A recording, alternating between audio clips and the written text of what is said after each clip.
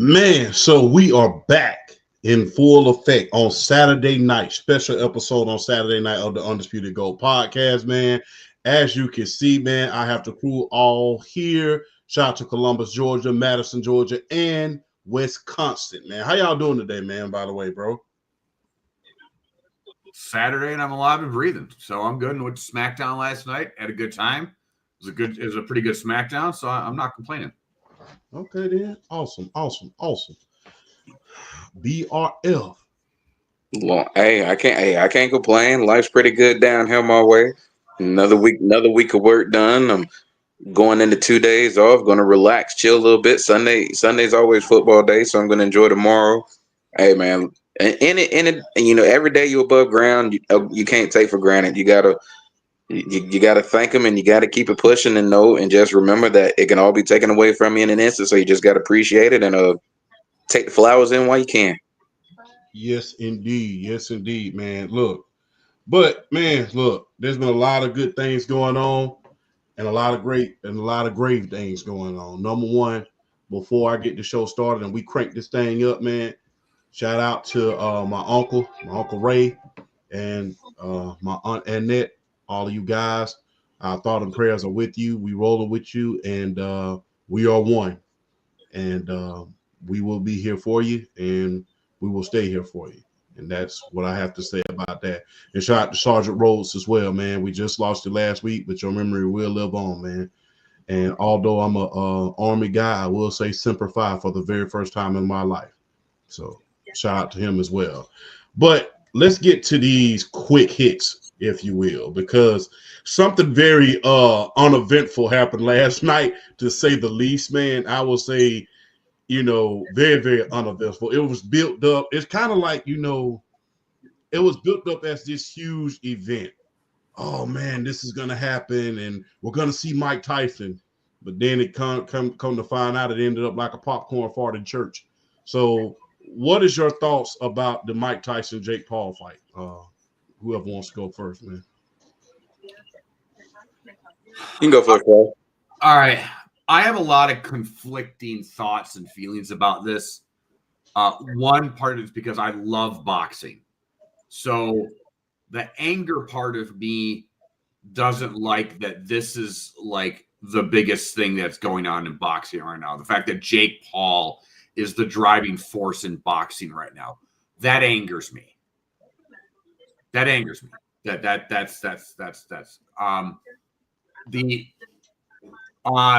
on the other hand, though, I can't hate somebody that is a good marketer and can make money.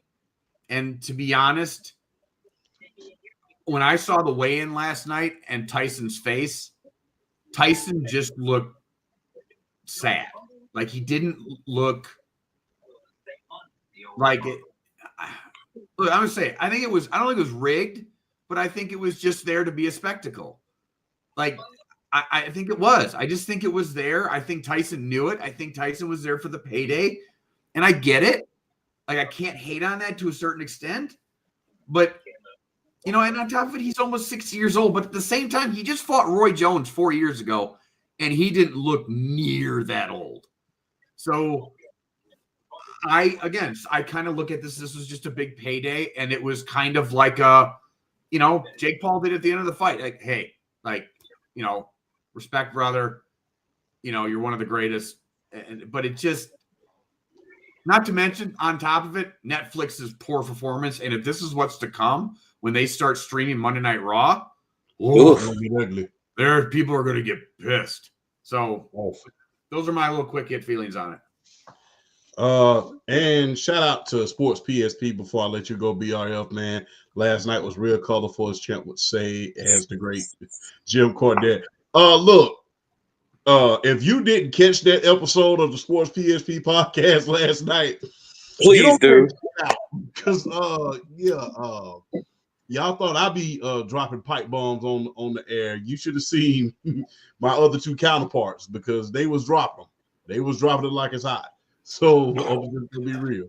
So big shout out to Sports PSP, man. Without Sports PSP, there will not be an Undisputed GOAT podcast. And that is not a warning. That is not a question. That is the gospel. And I will say that every single day. But on that note, BRF, man, quick hit. What do you think about the Jake Paul and Mike Tyson fight, man? I'm not gonna lie. I think when I finally saw highlights of the fight, it was after the first couple of rounds, you kind of got the gist of yeah. Because I mean, me being a fan, me being that, I don't know, man. Leading up to the fight, Jake Paul was running his mouth the entire time, and I'm just like, God, I hope. I mean, I get it. Mike Tyson's 58 years old, but I'm like, I just hope he catches him one time and lays him out. Because I really feel like, even though Jake Paul has shown to be a really good promoter, has shown himself to be a really good marketer, he needs a humbling and he needs a reality check. And I stand by that. He needs a reality check. Because up to this point, and even when you look at facing if Jake Paul got the Mike Tyson that fought Roy Jones Jr. just 4 years ago, Jake Paul would have been laid out in round two. Because I'm sorry, he just would have. Because Mike Tyson, even at 54, he was looking spry. I mean, he was. And you got to remember, Roy Jones, even though Roy Jones is up there in age with him, his game was about the speed and defense and all that other stuff. And Mike Tyson was just catching him with any and everything he could, even if it was being an exhibition. And Roy Jones talks about it in a bunch of interviews, how Mike Tyson was just drilling him. And it was just man, I feel like, I don't know, man, just that was really I'll say this. If you're complaining about if you're complaining about how that fight went, but yet you were if you were anticipating of watching it and you're complaining about how that fight went, I mean, I don't know what to tell you. I kind of don't know what to tell you, because you can kind of see after the first couple rounds, it's oh yeah, he ain't in it. He ain't in it at all. Jake Paul just gonna, he's gonna pot shot, dance. He's gonna make Mike Tyson look like he was 58, and that's exactly what he did. I was hoping Mike Tyson would catch him one time. I was that moment in the last round where Jake Paul kind of put his hands up and they started talking about this. That would have been the internet moment of the year. Mike Tyson uppercutted him and ended that fight. That would have been the internet moment of the year. But Mike Tyson, he was like, nah, I'm here for the payday. I ain't gonna do him like that. But part of you, but you looking at it, it's man, you think about it. Damn, I wonder what would have happened if Mike Tyson decided, hey, you know what, I'm going into business for myself and I'm about to uppercut this dude. But other than that, shout out to Jake Paul. I mean, he is shown to be a really good promoter. He's shown to be a marketer. And even after the fight, he's calling out McGregor for an MMA fight. He's calling out Canelo Alvarez, and I'm just like, okay, buddy, okay. Hey, it's okay, man. It's one step at a time, though. One step at a time. We crawl before we walk. Okay, and I get it. The Canelo Alvarez. Don't Jay. Don't do that yet. Jay, don't do that yet. Please don't do that yet, because Canelo is still a prime fighter. He's still a prime fighter. I wouldn't do that. No, I wouldn't do that they yet. Offered me $50 million. I got to do it. I got to do it. I got to do it. I agree. But I don't know if Jake Paul want the Canelo Alvarez smoke. I just don't know. But I don't think it's that. I think these guys are starting. Look, this is the McGregor formula. McGregor got huge in UFC, okay, as one of the best fighters, and then ran his mouth, was a great marketer and great promoter of himself, and then was I'm going to go make $100 gazillion fighting Floyd Mayweather. And then after that, his MMA career was never the same because he didn't need to. One, and then so that dog in you is just kind of whatever, and then he went and got humbled by Khabib. But so then after that, that's been the thing. It's the super fight. And now guys know I can build up this and promote this with Jake Paul, go dance around for 8 to 10 rounds and make 30 mil. Hey, the same people who used to complain about Floyd Mayweather, who was a legitimate fighter, claimed that he only boxed the Olympic level, the Olympic style, that he was trying to beat guys on points all the time. Those are the same people who watched that fight and made it the most watched event this year.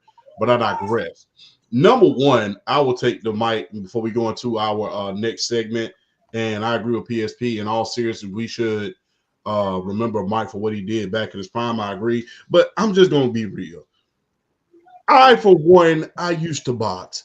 I did not expect. Look, we all wanted Mike to go out there and just kind of, humble Jake Paul just a little bit because it would have been the internet moment of the year, like BRF said. And if he would have went out there and knocked the hell out of Jake Paul, he would have been the laughing stock. He would have never got another boxing match ever again. Because guess what? People could have realized, hey, all I got to do is take it to his chin and he gonna fall. But look, if people was expecting this to be a George Foreman, Michael Moore fight, then you played yourself on that situation because you should have known. In the great words of Curtis Mayfield, Eddie, you should have known better. You should have known better. Mike Tyson is 58 years old. Granted, and guess what? The difference between him and George Foreman was fighting for 10 years before he got his shot at the title. Hey, Mike Tyson had taken 4 years off after that Roy Jones fight. And guess what? He was just trying to put on a good show for nostalgia purposes. It's kind of like you got the whole family around, and rather than bringing out your Nintendo Switch or the PlayStation 5 where everybody can play, all your old family members are around. So you bring out that Nintendo and bring out the little 4-player digital thing and then put on Excite Bike. You start playing Excite Bike. So that's one of those things right about there. And you know what? The thing is, it might be an old game, but it's gonna bring some nostalgia and it's gonna bring some engagement to the family function. And that's what that was, man. We was all excited to see Tyson back in the ring. For anybody who thought that Mike Tyson was just gonna go out there and try to mangle the young man, that wasn't gonna happen, man. And myself included, I thought that, eventually, like, I hope that he goes, but you know what? Hey, like I said, if you was thinking that, we played ourselves if we were thinking that. I'm just going to keep it all the way a buck if we was thinking that. But big shout out to Mike. I will say big shout out to Jake Paul. But I will say this. Hey, if you're complaining about the way Jake Paul fights, stop watching his fights until he fights a legitimate contender. Yeah. So, I mean, hey, if you don't want to, if you don't like watching him, turn your TV off and stop putting money in his pocket. He's embraced the villain. Yeah, he's done a great job. He's embraced being the villain. Both him and his brother are phenomenal at it, and he's not a terrible fighter. Like he's not awful, but everybody tunes in to see his, for the chance to see him get his teeth knocked out. Yeah, Jake Paul, if you're watching this, go ahead and fight Andrew Tate, man. go ahead and fight Andrew Tate.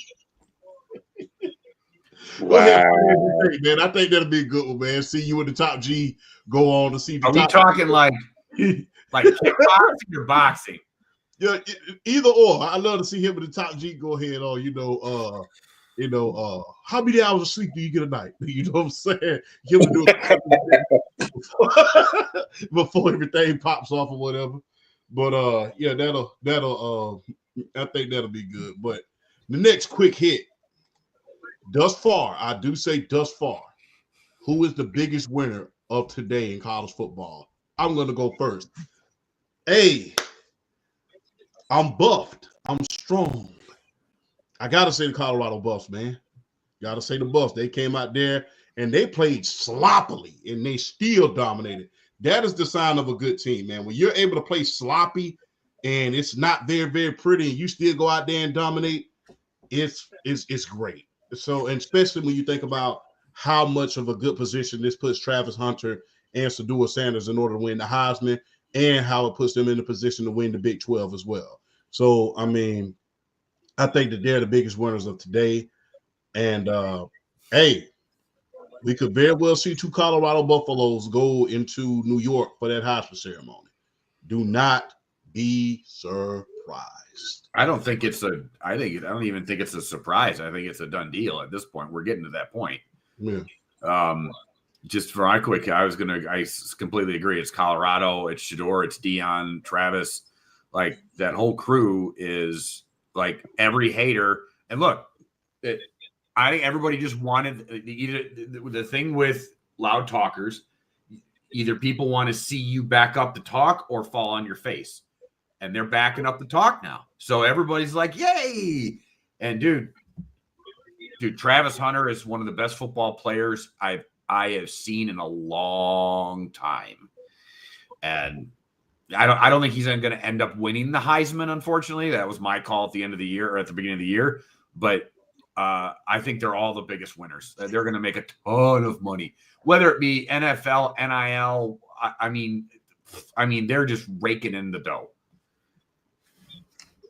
BRF. Hey, Travis Hunter can win the Heisman. I don't think it's a done deal that a quarterback's going to win the Heisman Trophy. I don't think it's a done deal. I don't Travis think it's Hunter a done deal, but yeah, go ahead. Sorry, I apologize. No. Travis Hunter winning the Heisman Trophy is very, very, very, very, very, very possible. Dude has 9 receiving touchdowns. Got his 3rd interception this year. He has 7 pass breakups. I mean, the all around stats are starting to get a little crazy to the point where it's like, do we just give it to the quarterback just because, or are we really going to give it to the most outstanding player? Because I feel like right now, if we're going to give it to the most outstanding player, it's Travis Hunter or Ashton Jeanty, in my opinion. Yep. But Travis Hunter is really starting to stand out. And for those people talking about like, okay, we taking a quarterback with the number 1 overall pick in the draft, Travis Hunter starting to every year you have that one player. Like if you have like some quarterbacks, then you have that one skill position player that comes as like kind of makes you like, okay, if there's one guy that can go number 1 overall, that's not a quarterback, it's him. Travis Hunter starting to become that guy because of what he can do offensively and defensively. Now I think he's a better corner. I do think he's a better corner than he is a wide receiver, but I think he's a better corner than he is a receiver. I think he's a better corner. I think he's a more natural corner. Even with the size, I think it's a more natural corner. But I tell you what, he's already coming out like he wants to do both at the next level. I say put him in the right situation and just say give it a shot, see what he does. Whichever he ends up doing on a higher level, kind of let him stick with that, but just test it out at first and just see where it goes. I think Travis Hunter's making noise for that number 1 overall pick. I said at the beginning of the year that was my Heisman pick. I think he was gonna show out and be the next Charles Woodson, and I think he's even been better he's been far better on offense than Woodson ever was. I mean, so the reason why I said what I said in my little quick bit was because they typically just give it to a quarterback. But you're right. You're absolutely right, though. If you're giving it to the most outstanding player right now, it's either Travis Hunter or Alvin Jeanty. It's. I don't even think it's close. It's those. I don't either. Hey, I gotta agree with y'all, man. It looks like it's becoming a 2-man race slowly but surely. Shout out to Nick Freeze, man, and the Sports For You podcast, man. Hell of a show this past Monday, and check them out on Mondays and Thursdays, man. Salute to you, Nick Freeze. Shout out to the city of Los Angeles. Another quick hit. I think we just hit on this, but who's the Heisman as of today? I think all of us agreed it was Travis Hunter. Yep. Yeah. If I'm giving it out today, I'm giving it to him. Yeah. Hey, don't be surprised if, especially if Cam Ward was to go to the ACC title game. Don't be surprised if they hand it over to him, because right now he's leading the league in passing touchdowns. So don't be surprised, because he's about 9 touchdowns away from 40 touchdowns. So don't be surprised. And last but not least, on the quick hits, the WNBA draft lottery is tomorrow. Is this upcoming WNBA draft lottery and draft, I will say, just as important as last year? BRF? More important than last year, because now it's about building momentum. Now you built the momentum last year. Now it's about keeping it. I think it's more important. I think it's more important than it was last year, because now it's about maintaining the momentum you built off of last year. We knew the significance of last year with Angel Reese and Caitlin Clark and Cardozo and all those players that was coming out. We knew what that draft significant wise was going to be for the WNBA. This year is more important, because now it's about maintaining it, because if you can't maintain the momentum, what's the point of last year? What's the point of last year? You basically destroy any momentum you had last year if you don't build off of this through this draft lottery into the WNBA season, I think this one's way more important than last year. Quick question. Do you think that, because Paige Becker, she's the shoe-in number 1 pick. Would it be more marketable for the WNBA if she went to Dallas or Los Angeles? LA. Yeah. Way, I mean, that's not it. Hey, that's a good question, champ. Because Dallas is a marketable city, but it's not even close. If she goes to the LA Sparks, you got Kate. You'll have Caitlin Clark in Indiana. You'll have Angel Reese in Chicago. You have Paige Beckers in LA. Oh man, and you got Aja Wilson in San Antonio. I mean, all these players just all over the place. Bro, she goes to LA. The marketability of that league just. I don't think it's even close. LA. Oh, my bad. I did not mean to interrupt, bro. No, you good. No, I'm just finishing up. No, she goes to LA, bro. It's not even close. It's LA. If she goes to LA, think about this. This is why I wanted to go to LA. If she goes to LA, it's Hamby, Diana Hamby, Rakia Jackson, and Cameron Brink, all on the same team. So you'll have they're a title contender. They're a title contender. They're a title contender. So yeah, at least within the next year. So you'll have Paige, you'll have Hamby, and Rakia Jackson and Cameron Brink. Which Cameron Brink was box office last year up until she got hurt. The Cameron Diaz of the WNBA. So that's a good analogy because she looks good and she's good at what she does. That's a good analogy. Yeah, the Cameron Diaz of the WNBA. Cameron Brink. I think Cameron Brink and Paige Beckers would definitely make a hell of a combination. Oh, I agree. Before I let you go, Flash, this is not even the draft that I'm anticipating somebody going. I'm anticipating this next draft because I'm anxious to see where Juju going and Fly J Johnson's going. I want to see where those two are going because they're just killing it right now in women's basketball in college. So Flash, is this upcoming WNBA lottery just as important as the last one, and is the draft just as important as the last one? I think it's more important, and it kind of goes to what I'm going to kind of build off what BRF said. I've been pounding this nail home since last year's draft. Is how do they market this? What is their ability to do this? Have they now gone, all right, so we have this momentum. How are we going to market this? How are we going to get this out to the masses to get these people to? And we just talked about how good Jake Paul and Floyd Mayweather and all these guys are great marketers and great self-promoters. So now where are the commercials? Where are the Nike ads? Where are the Reebok ads? Where are the McDonald's ads? Where are the is Caitlin Clark on Good Morning America with Angel Reese? Is Aja Wilson on, whatever, like, where are they? Like, I don't need random social medias like, oh, it's cute, Caitlin Clark's at a Sonic getting a thing. I don't care about that. I want to see the rounds. Where are they? What are they doing? Where are the commercials? So I think this is more important from a non-basketball sense than last year, because now you want to start. Now again, we have investors now. People are investing their time and money. Now you got to start making money. So let's see it. Yeah, and look, WNBA. Look, you got two of the hottest rookies one of the hottest rookies coming in now from one of the biggest powerhouses ever in college basketball. If you mess this up, and then not only that, the players that you had are becoming more popular. Because Aja Wilson, if you look at Aja Wilson right now, she's everywhere. If you look at Angel Reese, she's everywhere. When you look at Caitlin Clark, she's everywhere. She's playing golf right now in the PGA Tour. That's great marketing.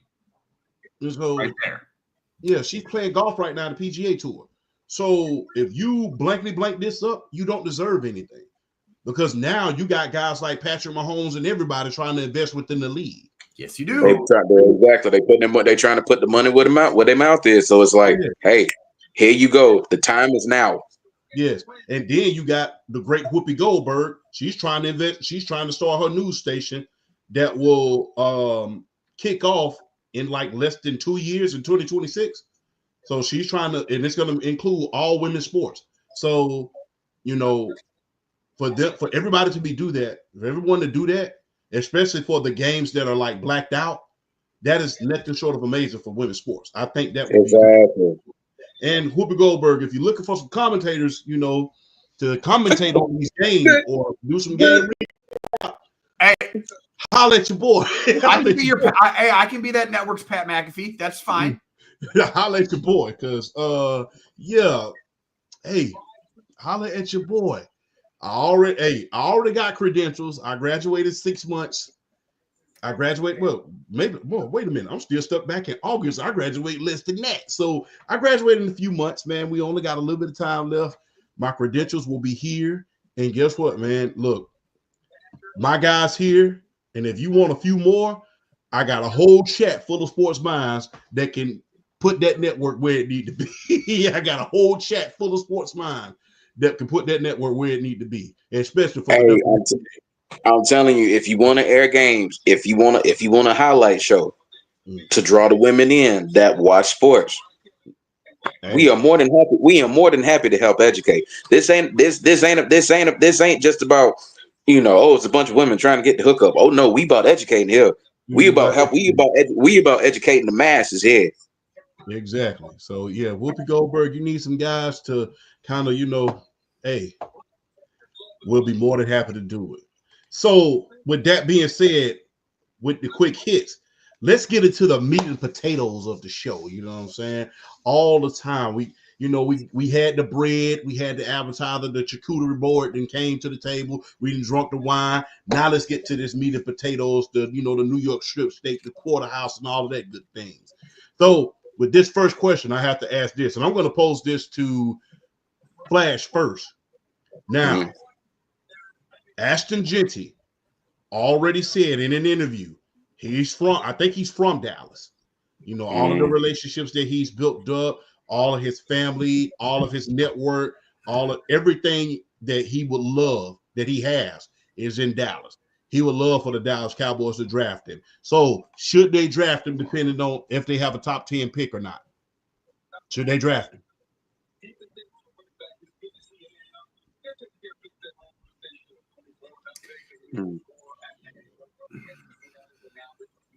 No. What? Look, we're at the point now where this team is just a dead team walking. I would assume Mike McCarthy is going to be fired at the end of the year. I think that was kind of the thing all along. I mean, I know they just gave Dak that contract. I get it, but you're going to tell me right now that if they have an opportunity to draft Shedeur Sanders, they shouldn't? Or Cam Ward? Or I can think of 60 million reasons why that won't work. Hey, we just saw it with your boys in Atlanta. They just handed out a massive contract and they went and drafted a kid. But that was a whole nother different situation. That was really a 2-year contract. Okay. Because after that contract, after 2 years, after 2025, after that year, we can cut him without any cap repercussions. That's the whole thing. So that's really a 2-year contract. That whole contract is so front molded at this point that, hey, we went into it knowing that, hey, you're just here for a few years. They made a long-term investment with that, with $60 million. So Dak is signed through 2028. Mm-hmm. Okay? If they drafted Shedeur, they could play him for 2 to 3 years and then cut him. And it wouldn't be that massive a dead cap hit.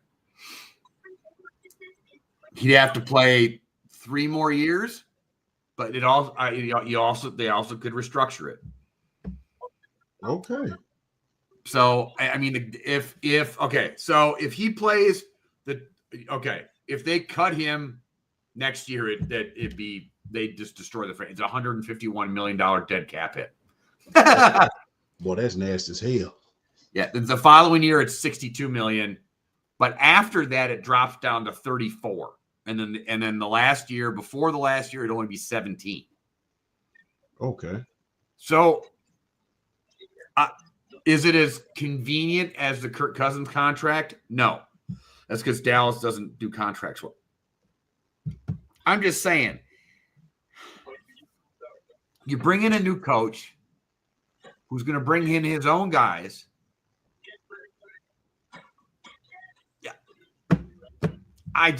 Why would you draft a running back? I'm still not. I know we're in a new era of moving back towards the running game. I get that, and Genty is amazing.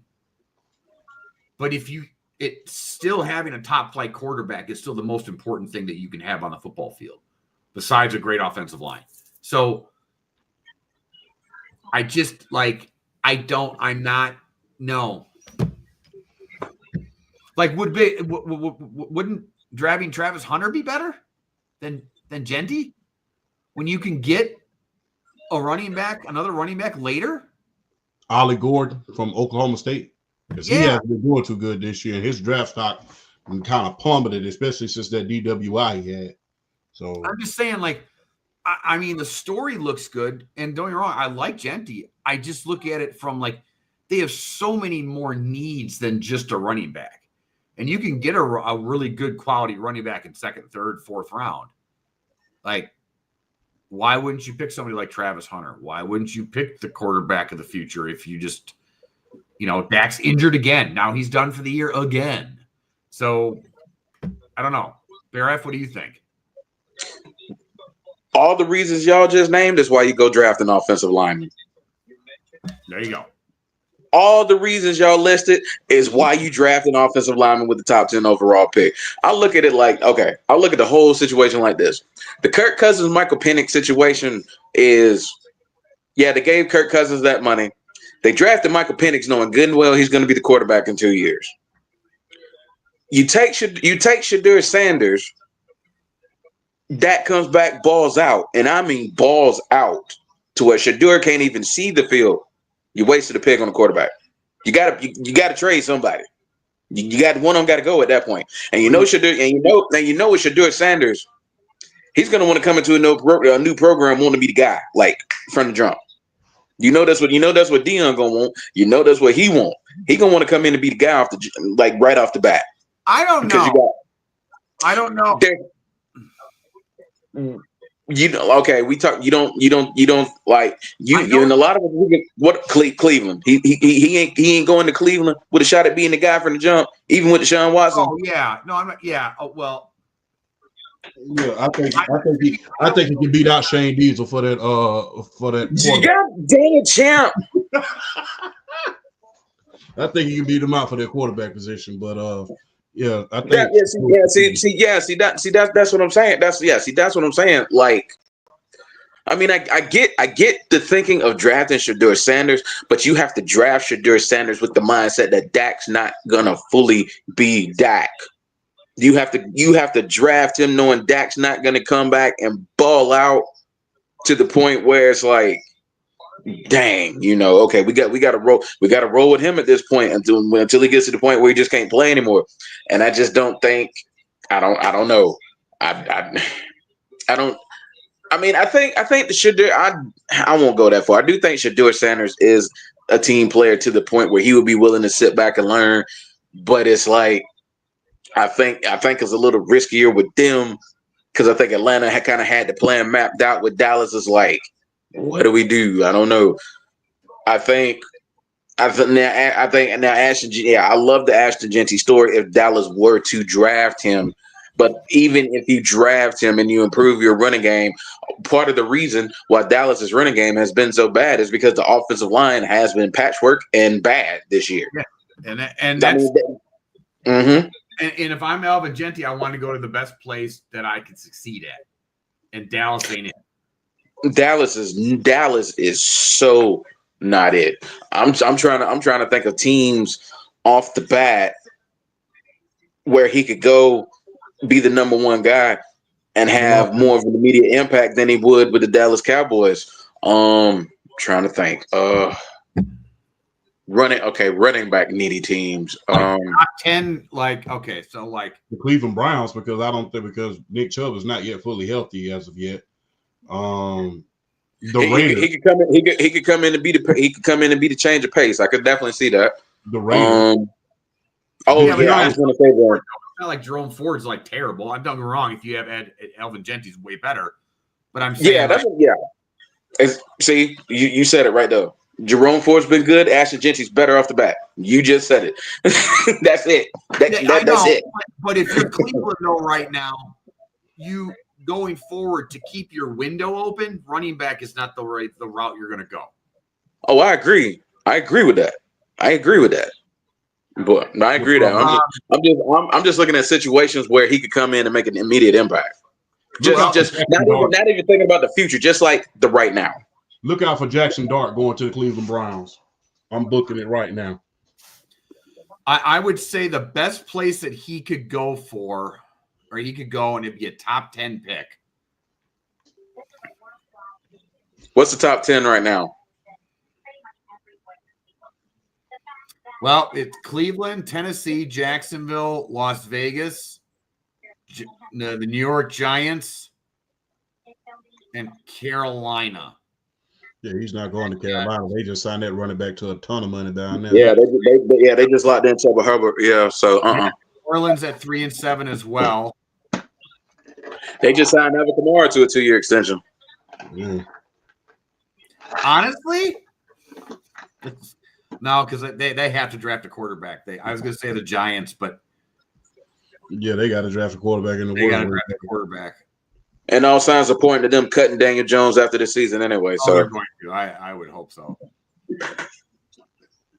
But I don't. The Raiders.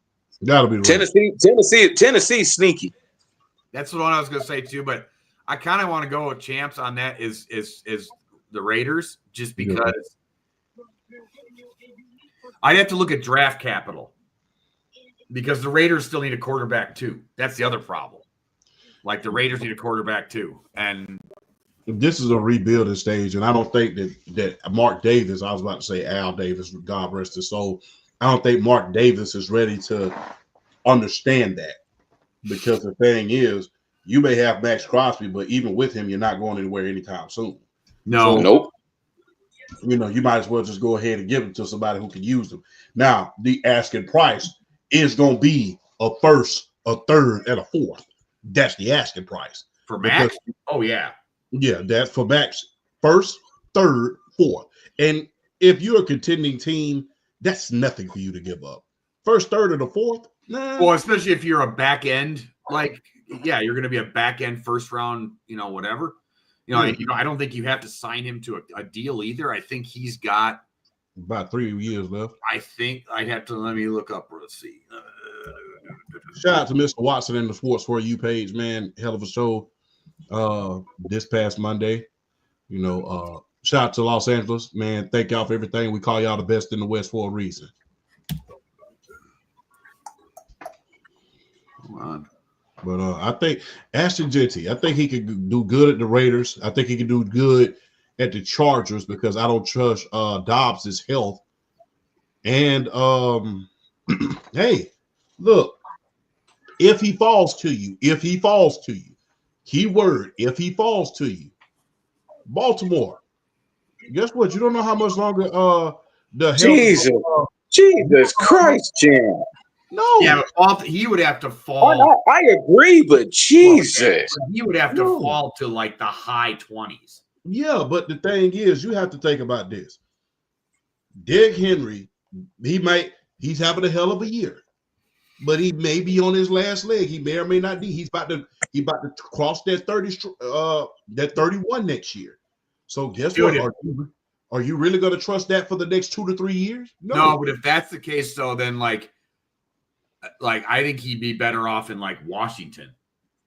Or I mean, they already got a two-headed monster down there in Eckler and Robinson. So I know, but I mean, unless Eckler you want to, his prime, and Robinson's, an above average back. Like, would you rather have Genty and then have Eckler as your third down guy than Robinson and Eckler? yeah, third down back would be good for Eckler, But I'm thinking he can go to the Raiders and be number one off the jump. Yeah.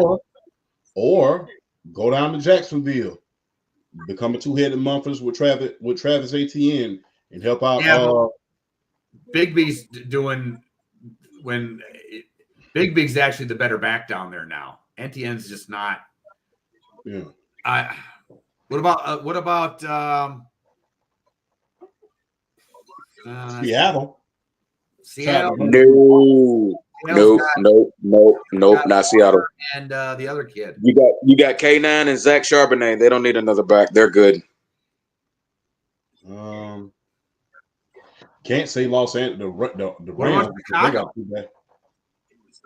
Chicago is okay. They need O-line help. They need O-line. They need O-line. They do need O-line more. But, yeah, they need O-line help probably more than I need to go on the diet. So, but I think I want to say I think they have 2 first-round draft picks this year. Hold on, 2025. I think they do too. Flash checking to make sure though. Yeah. Draft order. Okay, this is updated as of 5 days ago. Right now.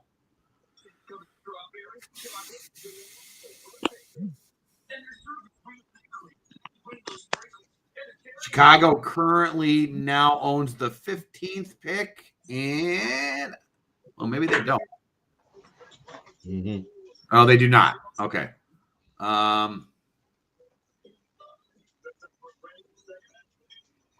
Thought they had multiple picks this year. Maybe not. Okay, I was wrong. They do not have multiple picks this year. At least that's what I can see right now. Hey, look, it will not do me any good for me to say this, but look, the Saints, Alvin Kamara and Ashton Genty will be a good combination. Granted, they need a quarterback right about now because Derek Carr, he can't hit the ground with a stick. So, that would definitely be something that needs to be done. But I think Ashton Genty, I think Dallas would be a bad move. I think that Dallas needs offensive line. It needs another wide receiver to go along with CeeDee Lamb. They need a run stopper. They need a cornucopia, a plethora of players. They don't need just one player. And I don't think that the running back position is going to be one that, that's just going to make an immediate impact for them. They need a plethora of things to go right for them. I think it will be now. As far as the box office standpoint, I think, Jerry loves the box office, especially if Ashton Genty was to win the Heisman. If he was to win the Heisman Trophy winner coming to Dallas, much like they did with Staubach, much like they did with Tony Dorsett, much like they did with Herschel Walker, I think that will be huge as far as box office is concerned. But as far as you trying to help your team right now, hey, Ollie Gordon is going to fall to the second round. So, hey, draft Ollie Gordon. He can help you in the running game and the passing game. But speaking of coaching, we talked about Coach Prime earlier, and you're hearing a lot of these coaching innuendos. Should he go here? Should he go there? Should he go anywhere? But I got to ask you guys, and starting off with you, BRF, man, if you don't mind, should Dallas or Jacksonville offer Coach Prime the head coaching job? And should he take it? Oh, they most absolutely should offer him the job. They absolutely should. I wouldn't take it if I was him, but they should absolutely offer him the job. Don't get me wrong. Deion Sanders is a name. And he's starting to show his worth a little bit as a coach. Mm-hmm. On a higher stage. We saw what he did at Jackson State. But I mean, that's one of those situations where it's like big fish, little pond, and then you have your sons, and then you go out and pull off like one of the biggest upsets in recruiting in the history of college football by convincing Travis Hunter to come there. So I mean, like he's already kind of showing his weight in gold as far as like being able to coach and recruit and stuff like that. He could do the same thing with free agency with all these guys seeing him and it's like, oh shoot, it's Dion, oh my God, his name's got so much weight right now. So Dallas and Jacksonville absolutely should consider giving him a job. But if I'm Deion Sanders, I am not taking that. I'm not taking that job. I'm not. I am not taking that job. Not when you have the potential to do something special with Colorado. You're 8-2 now after the day.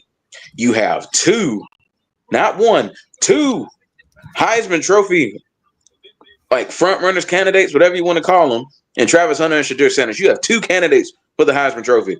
And then your other son, Shiloh, is actually a pretty decent cornerback in his own right. So you got you got talent there. You got talent there at Colorado. You got a shot to really do something special at Colorado as far as recruiting and being able to continually win football games there. You got a shot. Do you want to? I mean, I get the money leaving Colorado to go to Dallas and Jacksonville, but you could immortalize yourself in the eyes of Colorado fans and the boosters.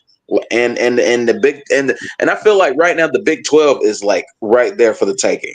With Texas and Oklahoma going to the SEC, the Big 12 is like right there for the taking. And you have all the makings of being the next Big 12 powerhouse. I will not leave that just for an opportunity to be an NFL coach, especially with the Dallas Cowboys. They're like one of the biggest clown shows in all the sports right now. I would not leave. I wouldn't take it. They should accept. They should offer it, absolutely. But if I'm Deion Sanders, I'm saying no to both, and I'm keeping one. I'm staying where I'm at, and I'm trying to build something special with the Colorado Buffaloes because he's got ample opportunity to do it because the Big 12 is like right there for him. No, and absolutely no. If I'm Jacksonville or Dallas, I throw all the money in the world that I can at Ben Johnson. There are more qualified coaches right now than Deion Sanders. No hate to Deion. No hate to Deion. Just saying. I mean, we just talked about this last week with Jacksonville that we all throw basically if I'm the Khan family, I shut down AEW and paid Ben Johnson with all the money that you're spending on AEW. That's what I do. Because you get more out of Ben Johnson than you would out of AEW. Anywho, I just look at it like, why? Don't get me wrong. Do I think Jerry Jones will throw a bunch of money at Deion? Yeah, I do. It's why I said it a couple of weeks ago. I think that's what he's going to do. Why I think it's a possibility. Also, should Deion take it? No, absolutely not. You have a chance to be a college football god in Colorado. The problem is I brought this up before we went on air, is this about his kids more than building something? And so to me, if it's about his kids, he leaves. If it's not, then he stays. And I think it's a really simple thing. So should he, as a father, it's hard for me to say like, yeah, I'm trying to do what's best for my kids. I'm going to make sure that stuff is done right around them wherever they get drafted to, I would have a hard time arguing against that in a pure football sense and college football sense and all the other kids that you're going to be recruiting. Now, here's the thing, though. All those kids can leave for NIL money. So in NIL, they have the freedom to do whatever they want. This isn't the old NCAA now. So I still don't. It just depends on what his values are. So do I think he should? No. But here's the other thing. I just want to put this out there. How good of a program can he realistically have without this core group? Well, he's already have this, today, the day where he faced Utah, the number one defense in the Big 12, he was already trying to crystal ball a 4-star recruit at quarterback from USC to come to Colorado. Okay. He's already in the transfer portal right now, trying to recruit right now. And he does, that's Dion. You're gonna get your recruits who wants to come there. Like I said, you have one of the most star-studded casts, and star-studded staffs in college, because what defensive lineman doesn't want to be under the tutelage of Warren Sapp? What offensive mind doesn't want to be under the tutelage of Pat Shurmur? All of these NBA stars that you have, all of these NFL stars, Hall of Famers that you have on that sideline that can teach these guys how to become not just good, but dominant. Dominant. Who doesn't want that? Now, I know that we're in the age of the NIL, but I'm going to just be real. Look, I know we're in the age of NIL and everybody trying to get that paper, but if you can teach me how to become premium at what I do so I can make twice as much, I'm going to go for that opportunity. If I'm a defensive lineman and I see Warren Sapp and he comes, hey, I would love to see you come here, I'm going. And if you look at what that 5-star offensive line, what he's brought to the table, he hasn't allowed but 2 sacks all year. So, I think that Dion is not playing about Colorado. I think that, he succeeded there. And my thing is, look, I would just keep it real. The Big 12 is not the SEC or the Big 10. You ain't got to face powerhouse teams every single week. True. You don't have to face that. As you can see with my Georgia Bulldogs, we've been running the gauntlet the last couple of weeks in the SEC. If you look at what's going on right now, Oregon trailing to Wisconsin right about now. So you don't have to face powerhouse teams every single week like you're in the Big 10 or you're in the SEC, or when the ACC is good, even the ACC. You are in a very winnable conference with a lot of overrated coaches because Coach Gundy is overrated. I don't care what anybody tells you, he's overrated. Only one conference title in the last 15 years, you're overrated. So you got a very winnable conference. And look, if you're going to go to the NFL as a head coach, I don't recommend you going to Dallas, and I don't recommend you going to Jacksonville. 2 of the very most dysfunctional organizations in football. You have 2 overpaid quarterbacks there in Dak Prescott, and you have a T-Mid, shout out to Brandon from the block. And I'm not finna go anywhere near that cap hell, and I'm not finna go anywhere near those dysfunctional organizations. I don't know what Mr. Khan is about as far as, Mr. Khan has not proven to me outside of the Saxonville team that went to the AFC Championship against the Patriots. Outside of that team, he really hasn't shown me that he's committed to winning. Same thing with Jerry Jones. It seems like they're just trying to look up into a championship, and that bothers me if I'm them. So yeah, if I'm Deion Sanders, I'm not touching that job with a 10-foot pole, and that's just the gospel. And that leads me to our next question. Jerry will probably hire Brandon Staley. If he does, you just know they're not committed to winning. I'm just being real. So shout out to PSP, by the way. Check out the colorful episode from last night yet again. So, which leads me to my next question. If they don't hire Dion and Coach McCarthy gets fired, who should be the leading candidate? I already said who. I think everybody's team everybody's team, or I'm sorry, every team that needs a coach, their number one candidate should be Ben Johnson. Mm-hmm. I think it's clear. I think it's like beyond what he's done in Detroit with Jared Goff, that running game, and not to mention developing the wide receivers as well. They're not even using Sam Laporta this year, and they have that in their pocket whenever they want to be able to release it. Release that juggernaut of a tight end. So. Man, I think if he was going to go anywhere, I think Jacksonville is like a great fit for him.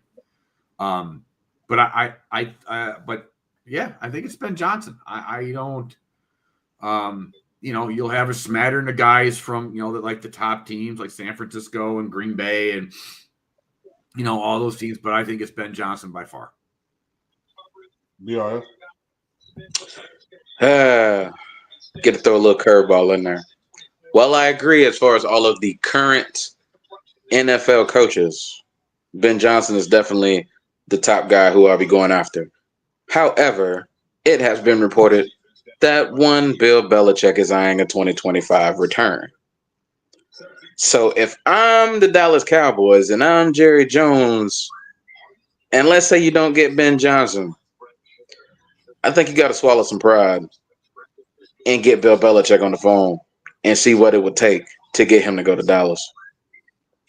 I think you got to swallow some pride. You got to swallow a little pride because I understand Jerry Jones wants to be front and center. He wants to be the guy.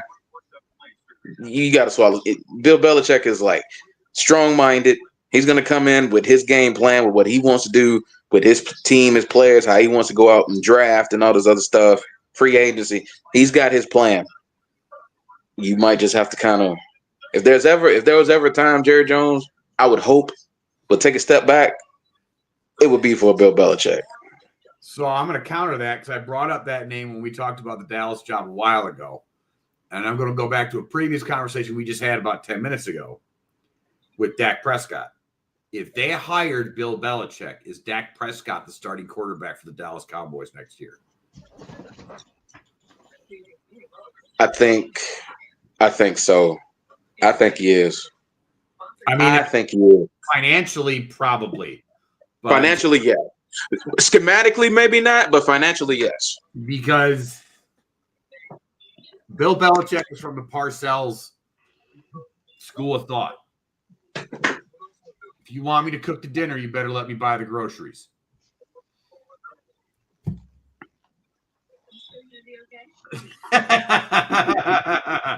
PSP.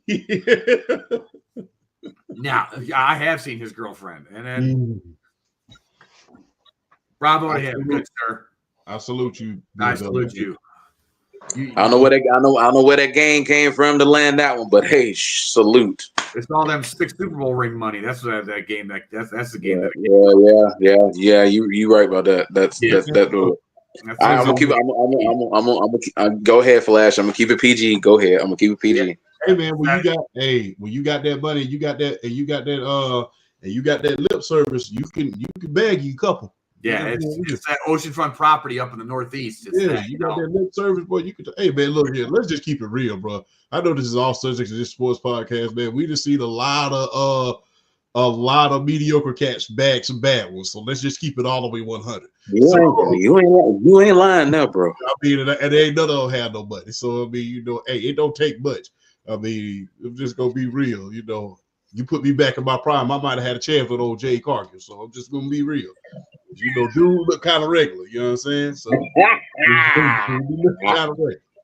So oh shucks. But yeah, I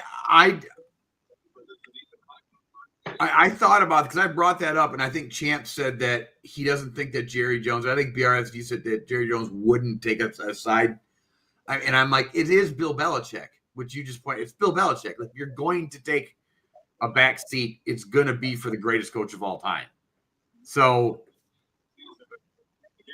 but I also think that I don't know if Bill Belichick is the greatest fit. He is 72. Hold on. I mean, 72 years old. Mm. Now, again, we're also talking Jerry Jones brain, but I look at it this way. Build something long-term.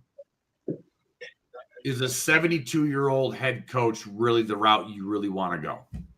Absolutely not. So, because Bill Belichick is the guy that you bring in right now if you can't get over the hump and get to that Super Bowl or get to that win. So, like, I'm like trying to think of a team that I don't think there is one. I don't think hey, If you really want to make a blockbuster trade right about now, call up the LA Rams, see if you could get Coach McVay from him. Nah, he's got that franchise for years. He got them a ring. He's going to be one of those like guys. He's going to be like, he's going to be there for 20 years. Yeah.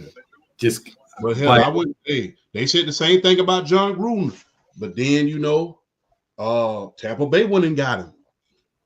A couple first round pick and some money, Can you say no? Like I'm trying to think of a team that would like Philly. Like I know they just it's like Philly. Nick Sirianno, everybody kind of just doesn't like him at all. Like that's a Belichick team right there.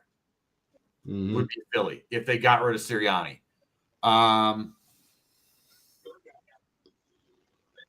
That's kind of about it. Like that's the only team that I can look at and go, all right, you're like Super Bowl ready already. We just need a little bit more of a push. Like a Phil Jackson type of thing. Like a Phil Jackson. Yeah, that's exactly. Mm-hmm. Or when Tampa Bay brought in John Gruden, even though I think Tony Dungy would have won a ring there eventually anyways. Yeah. But, I think it's like that type of situation. Because if I'm Dallas, you're going to have to rebuild this team in 2 years. You're going to have to start rebuilding now, but you're really going to have to blow it up in at least 2 years, and that's when you can kind of get out of the Dak contract. Here's the other thing, too. Don't look at it like they couldn't trade Dak. Dak's still young enough. So let's say, like, you go, like, I know you don't trade within the division, but let's say you're the Dallas Cowboys next year and you have a top 5 draft pick next year and you have an opportunity to draft Shedeur Sanders. What if the Giants come calling and say, 2 first-round picks and a third? Yeah, give you the Giants, 1 and a 3. For we'll take the contract off your hands, and we'll give you next year's 1 and a 3. Dallas, why don't you do that? If I'm the Giants, I'm making that call 10 times out of 10, bro. If you're the New Orleans Saints, if the New Orleans Saints come calling to the Dallas Cowboys next year and say we'll offer you 1 and a 3 for Dak Prescott. Where the hell they gonna get the salary cap from? Because they in cap hell. They making cap about as bad as They the homeless man's right about now. Yeah, New Orleans is too much in the red. They can't do that. They got $87 million in the hole. If let's say the Tennessee Titans, the Raiders, the Jets. The Jets, they definitely need a quarterback because I don't think Rodgers says he wants to play next year, but if you're the Jets organization, you want him nowhere near that organization. I think the Jets would be a perfect franchise for Dak Prescott.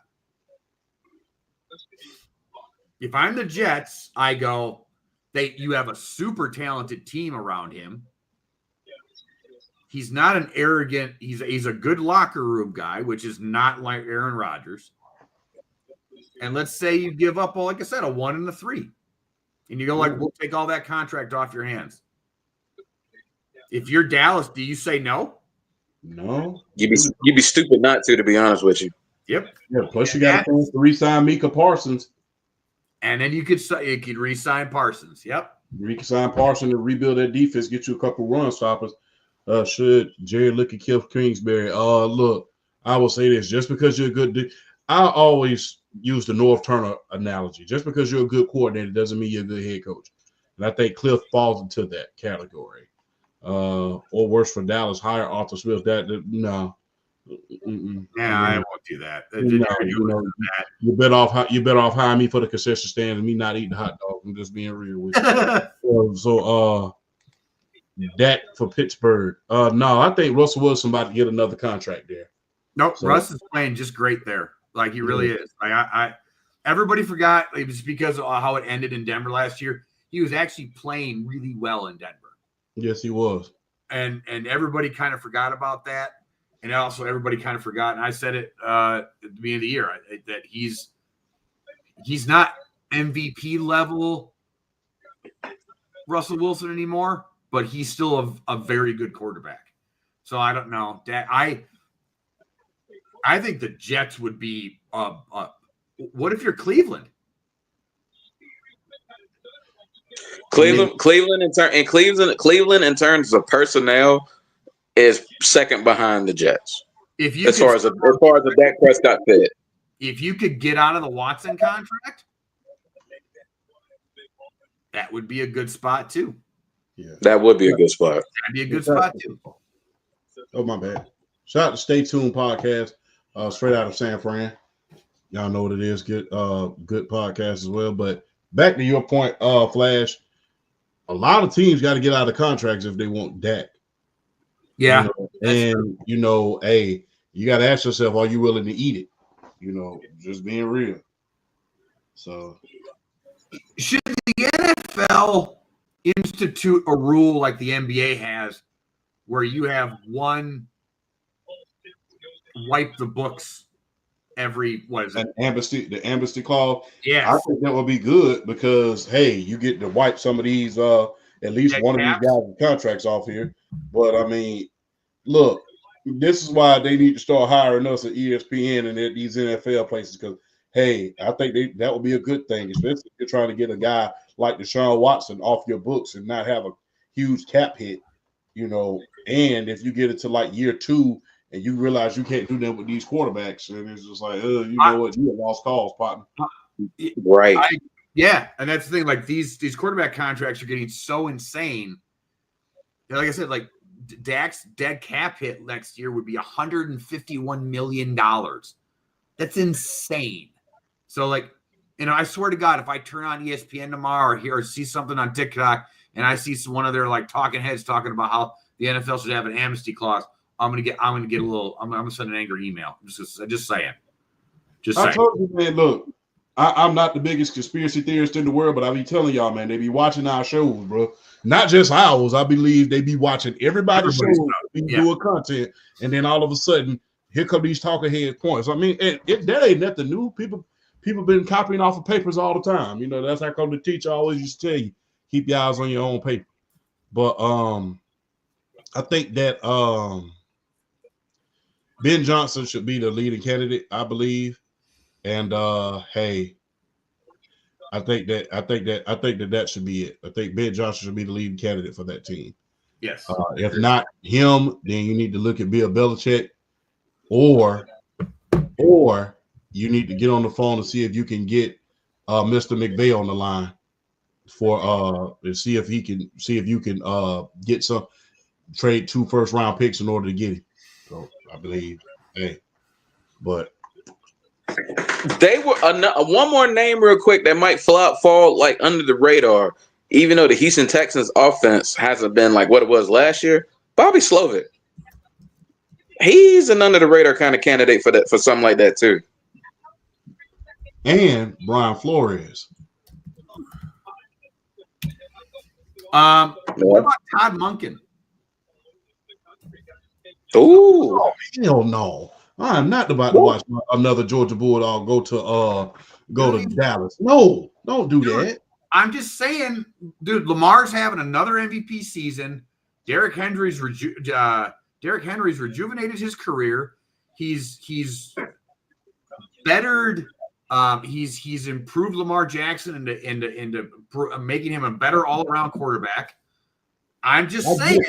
I get what you're saying, but I do not want to see the guy who helped my team win 2 national championships go to Dallas.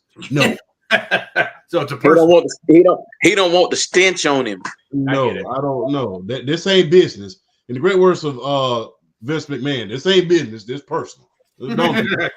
Don't do that. No. Okay, besides Champ's personal feelings about it, I do think that will help Dak tremendously. Yes, especially considering how much he's helping having a resurgence with Dak and resurgence with Lamar Jackson. Help, because hey, he came in his first year and helped to win an MVP, going right back again and winning another one. So I mean, hey, Todd Monken would be great. I wouldn't even call it a resurgence. I would call it an evolution in his game.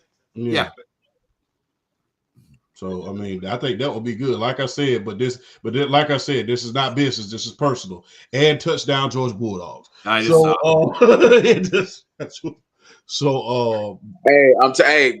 Champ, real quick. Carson Beck trying to play himself back into the third round with this game, boy. He been balling tonight. Wait a minute. Oh, thank God! I thought they was got to call hold off. Carson Beck been balling tonight. He trying to play himself back into that third round. He balling tonight. Hey, I got to see a little bit more, man. Let's get past this game, and then we'll talk about that first round. I'm just saying, Tennessee ain't exactly a crap defense, and he been throwing some dots. Here's the other thing too. I also like a little bit of a quarterback that's gone through some struggles and worked himself out of those struggles. I kind of like. I need a little bit of adversity in your resume. So the fact that he's starting to maybe turn it around here, and again, it's against a top 10 team right now. Mm-hmm. Bravo to him. I'm telling you, boy, Tennessee's the highest rated SEC team. Tennessee's the highest rated SEC team in the playoff right now. So you get this dub, they put you back in some good graces. Yeah, and then plus we got a couple of cupcakes coming up the next couple of weeks with UMass and Georgia Tech. So do not call Georgia Tech a cupcake, sir. I hate Georgia Tech. I'm just gonna say that. Don't you dare call them a cupcake after what they just did to Miami. Don't you dare. Hey, but I don't like Georgia Tech, so hey, that's how that goes. But look, I can't hate on Georgia Tech because one of my a guy I went to high school with. If you follow sports way back, if you remember that 2004 Georgia Tech basketball team that played UConn for the national championship, the shooting guard's name was B.J. Elder. His alma mater was Morgan County High School in Madison, Georgia. So shout out to B.J. Elder. What? Wait a minute, man. Look, switching gears for a second. I had him going top 10 overall because him and Jared Jack back then, they were just. I had them going top 10. He wasn't going top 10 because he had too many he had injury scares. He was not getting. I wasn't surprised he fell the way he did as far as the draft because he had injury scares. But as far as talent, talent wise, BJ Elder was a lottery pick. But injury wise, that's what held him back. Yeah. To stay tuned. You also can't hit on Georgia Tech too because your OG tribal chief is alumni from there, just FYI. Yeah, I know that. And plus, Calvin Johnson is from there. And, hey, look, Georgia Tech had a talented team at one point. With Reggie Ball, Trashad Choice, Megatron. They had a very, very talented team. As a Georgia fan, I hated seeing them boys at the end of the year, bro. Exactly. I hated it. Because, you was praying, especially when we played in Atlanta, that was a whole nother ball game. Oh, exactly. So when Reggie Ball and those guys were there, that was I'm surprised that Reggie Ball, he didn't go, but things were different back then. Reggie Ball was only like 5'11". Things were different back then. If he would have played today, it'd have been a whole other ball game. But speaking of running backs, look, 2 of the top running backs this year are having a field day. That being Saquon and Derrick Henry. And, the running back position has experienced a resurgence this year. And outside of Lamar Jackson, not too many quarterbacks are doing real, real good this year. I'm talking about as far as box office numbers. Outside of Lamar, Jared Goff is was a close second, but after that 5 interception performance, that kind of put him back a little bit. So I got to ask y'all this, man. Whoever wants to go first. Should a running back win the NFL MVP this year? Mainly Saquon or Derrick Henry? Now, let me make the case for it before y'all answer. Remember, Derrick Henry's on pace to go for over 2,000 yards. And Saquon Barkley is on pace to break the yard from scrimmage record. He has over 1,200 yards total as we speak. So, with that being said, if they were able to break those records, and you got to think about this, Saquon is the focal point of that Philadelphia Eagles offense. They're feeding him. So, and like I said, last year they had They had a good running back in DeAndre Swift. Shout out to Georgia, but he wasn't a Saquon Barkley. And with Derrick Henry on that team, he takes a lot of attention off of Lamar Jackson because you got to pay attention to Derrick Henry wherever he is. So should a running back, one of those two guys, especially if they're able to pass the 2,000 threshold, should they win the MVP? Whoever wants to go first. Hold on, I'm watching third. Sorry. Wisconsin, Oregon. Do I will say this. If out of any year, this is the year. Because realistically, your only two big MVP candidates at any other position right now is Lamar Jackson and Josh Allen. Those are your only other two real MVP candidates right now. Jared Goff was, but that was such an atrocious performance. Even though they won still, by the way. Even though they won, and he kind of, righted the ship at the end of the game. But right now, yeah, I think should a running back?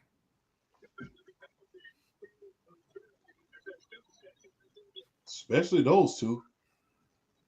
I mean, like I said, especially if they're able to pass that 2,000 threshold.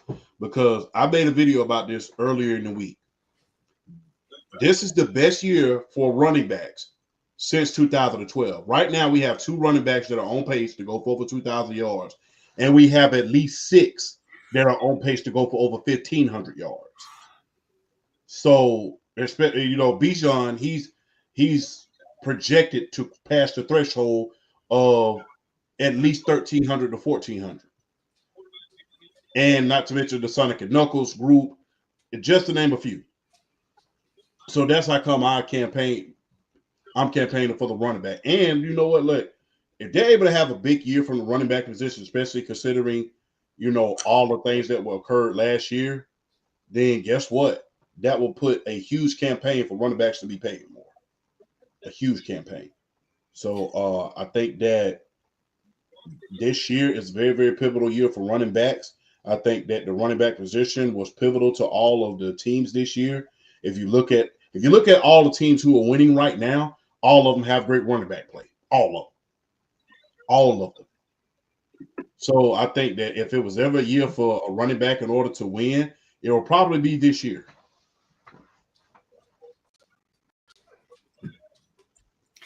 I think. Oh no, go ahead, Flash. I'll let you finish. No, you're good. No, I kind of said a little bit, so you go ahead. I need to kind of gather my thoughts on this. I'm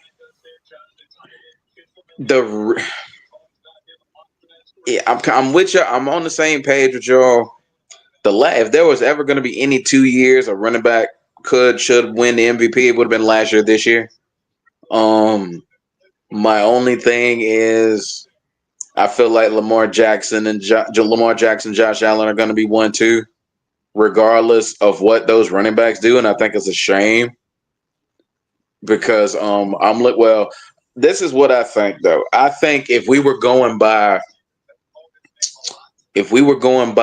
value, and we were let's just say Lamar Jackson, Josh Allen, Derrick Henry, Saquon Barkley are the top 4 candidates for the award. If we're looking at value, I would go Josh 1, Lamar 2. I would actually go Saquon 3, Derrick Henry 4, because we're talking about value to your team. Okay. But I'm also looking at it.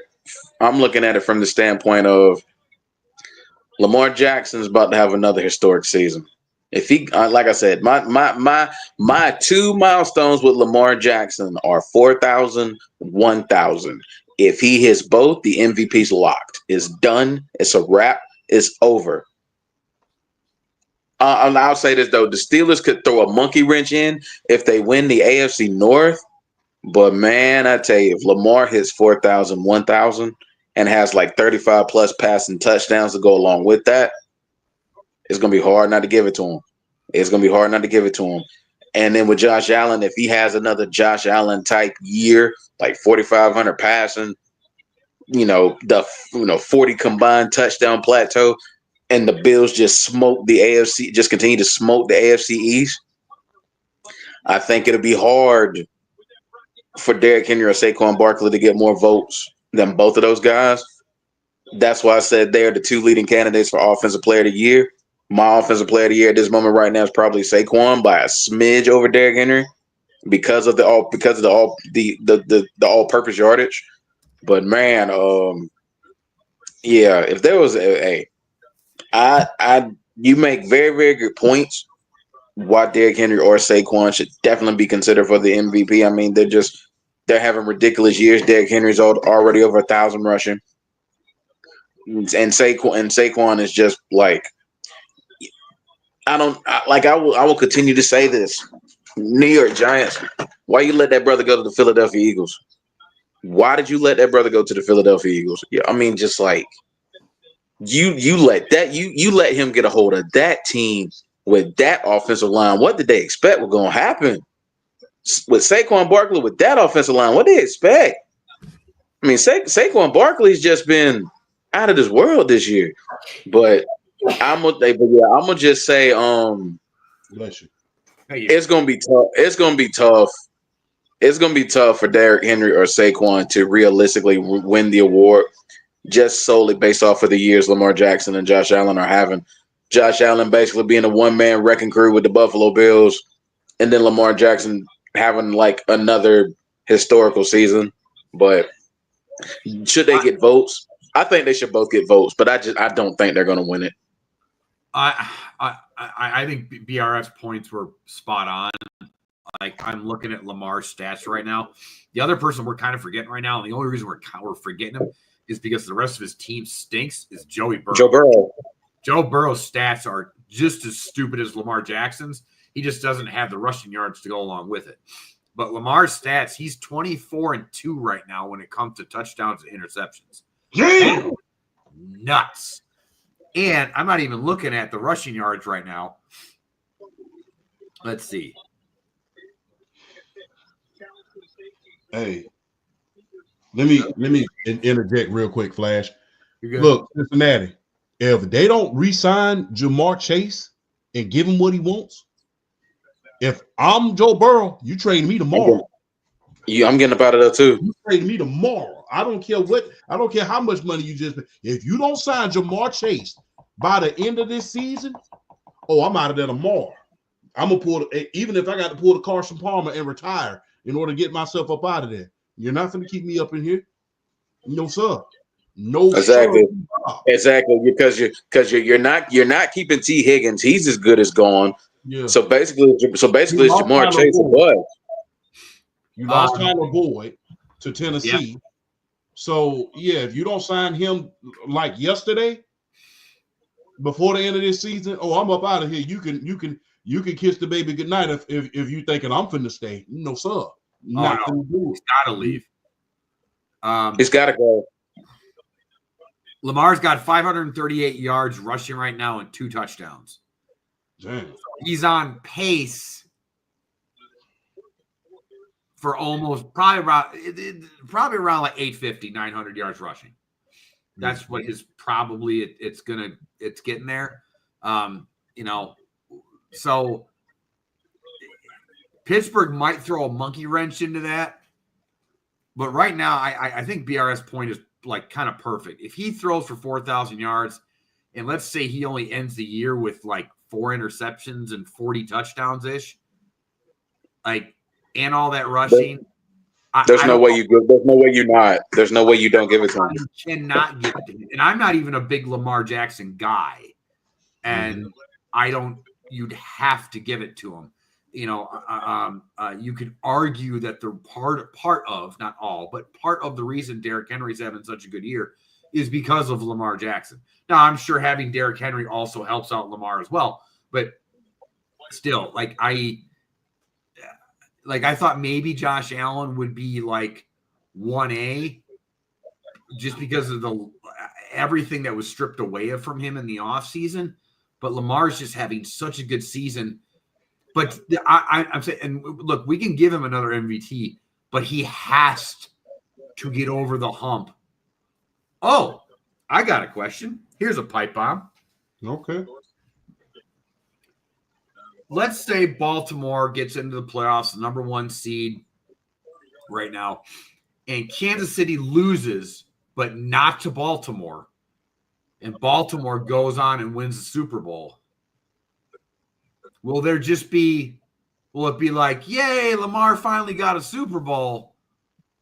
Or I don't want to hear no yeah, but I know exactly what you're saying. I do not want to hear no yeah, well, but you didn't get past Mahomes. Nope, I do not care. I don't care. I do not want to hear yeah, but I don't care. I do not care. I don't care. I don't care. This is why I don't care.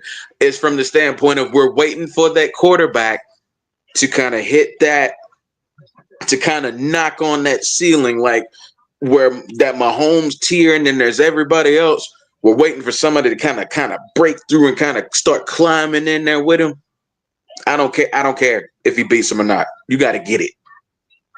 I get their significance. If you do beat him for it, there's more. I agree. There's significance if you get there. Like Manning, but I look at it. It's like Manning overcoming Belichick and Brady. The only difference is they were the only two. So you knew that there. In my opinion, the Colts and the Patriots were the only two at the time. They weren't. I feel they were inevitable. They were inevitable. Yeah, but you still they were inevitable. And Baltimore. You have Pittsburgh and Baltimore still.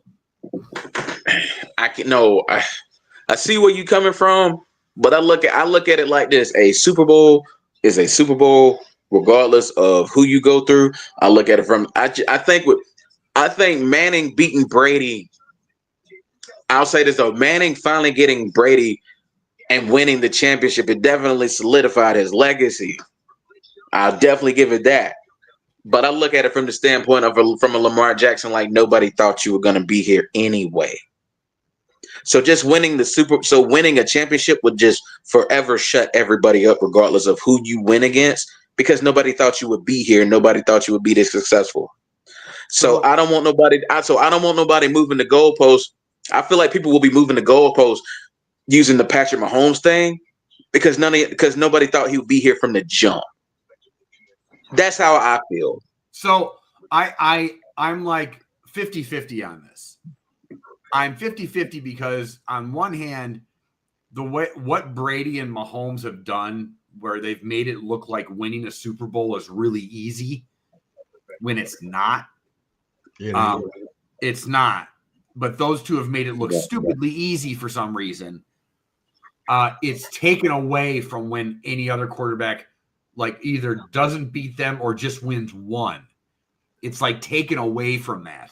And so in that aspect, if he does win one, let's say he doesn't have to get past Mahomes to do it. Part of me, yes, the 50% of me, part of me, I agree with everything you just said, BRF. But there's that other 50% of me that goes, you didn't beat the best of the best. You didn't beat the top guy. You didn't beat the top dog. The only reason that you got there was because the top dog was either hurt or it just was an off year. I have a counter for that though. Go ahead. I think that's moving the goalpost, but that's my opinion on that. It may be. I will own that. I will own that. I'm just saying there's going to be murmurs if that happens. I'm not gonna lie. If you really want me to be honest with you, it's always that but when you're interrupting a dynasty. When a dynasty is interrupted, it's always that but. When you really, because I'm gonna tell you, because I'm gonna have a counter to your counter in a second. If you don't, just go. So go ahead. Because there's always a but. Because when Kenny Stabler interrupted the dynasty of the Pittsburgh Steelers, it was but. Remember something: Rocky Blyer and Franco Harris didn't play in the AFC Championship game. People are gonna say but. They didn't play in that game. When it came to Steve Young interrupting the dynasty of the Dallas Cowboys. Two things happened the year he did it. Jimmy Johnson quit when he got fired. Then on top of that, people don't want to talk about this. Eric Williams, their best offensive lineman, got into that car accident and nearly died earlier that year. Mm-hmm. That was another yeah, but. Mm-hmm. And if you remember correctly, the year that New England finally fell to the Colts, remember they traded Deion Branch to the Seattle Seahawks. Yeah, he had no wide receivers that year. Like he didn't have not one. He didn't have anybody. He didn't have not one. No, and he put up amazing numbers. People can move the goalpost all they want, but when it comes to you interrupting dynasties, there's always a lot of factors that go into those interruptions. I mean, when you think about, I'm gonna bring up the biggest yeah but ever. Yeah. Hakeem Olajuwon's 2 rings in between Jordan retiring. Because everybody talks about, well, you wouldn't have gotten those 2 rings if Jordan was playing.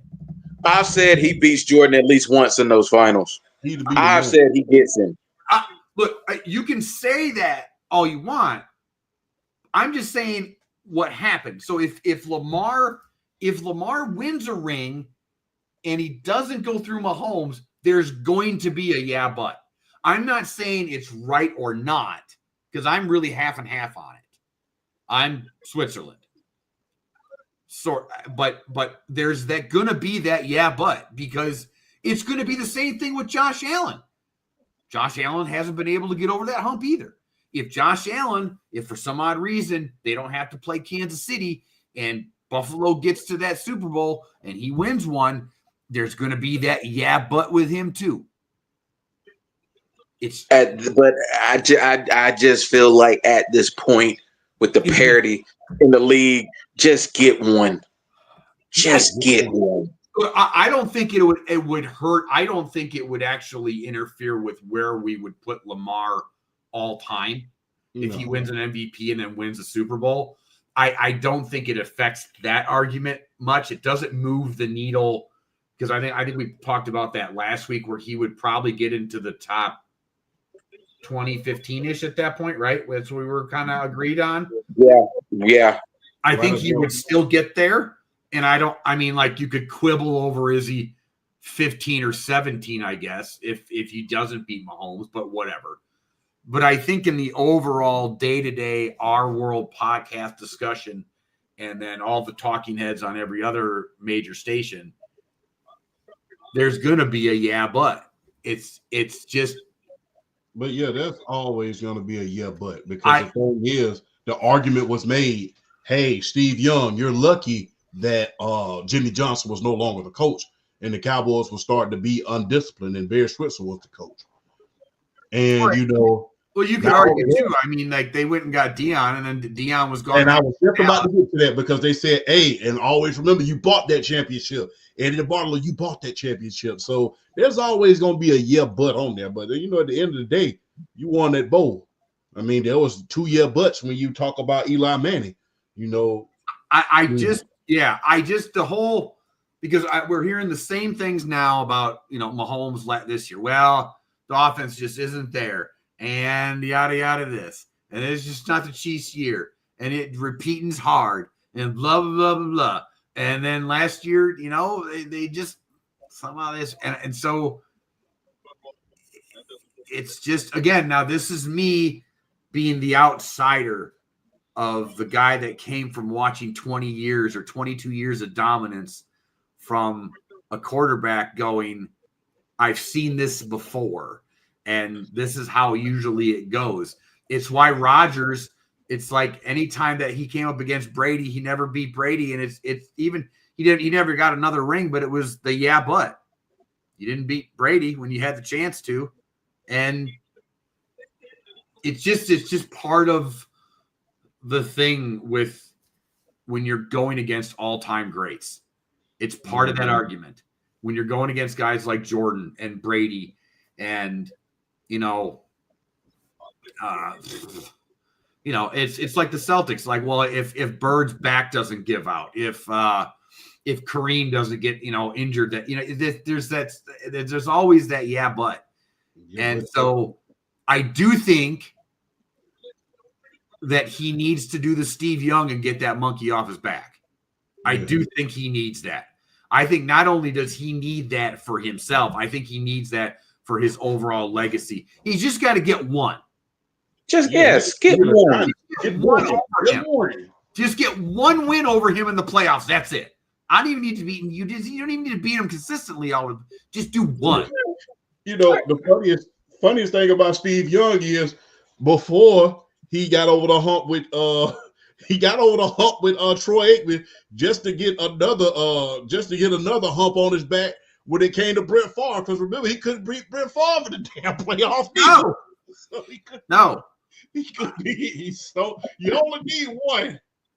The good thing is about Steve Young, he got one. He did. He got one, yeah. He did. He did get one. He got one.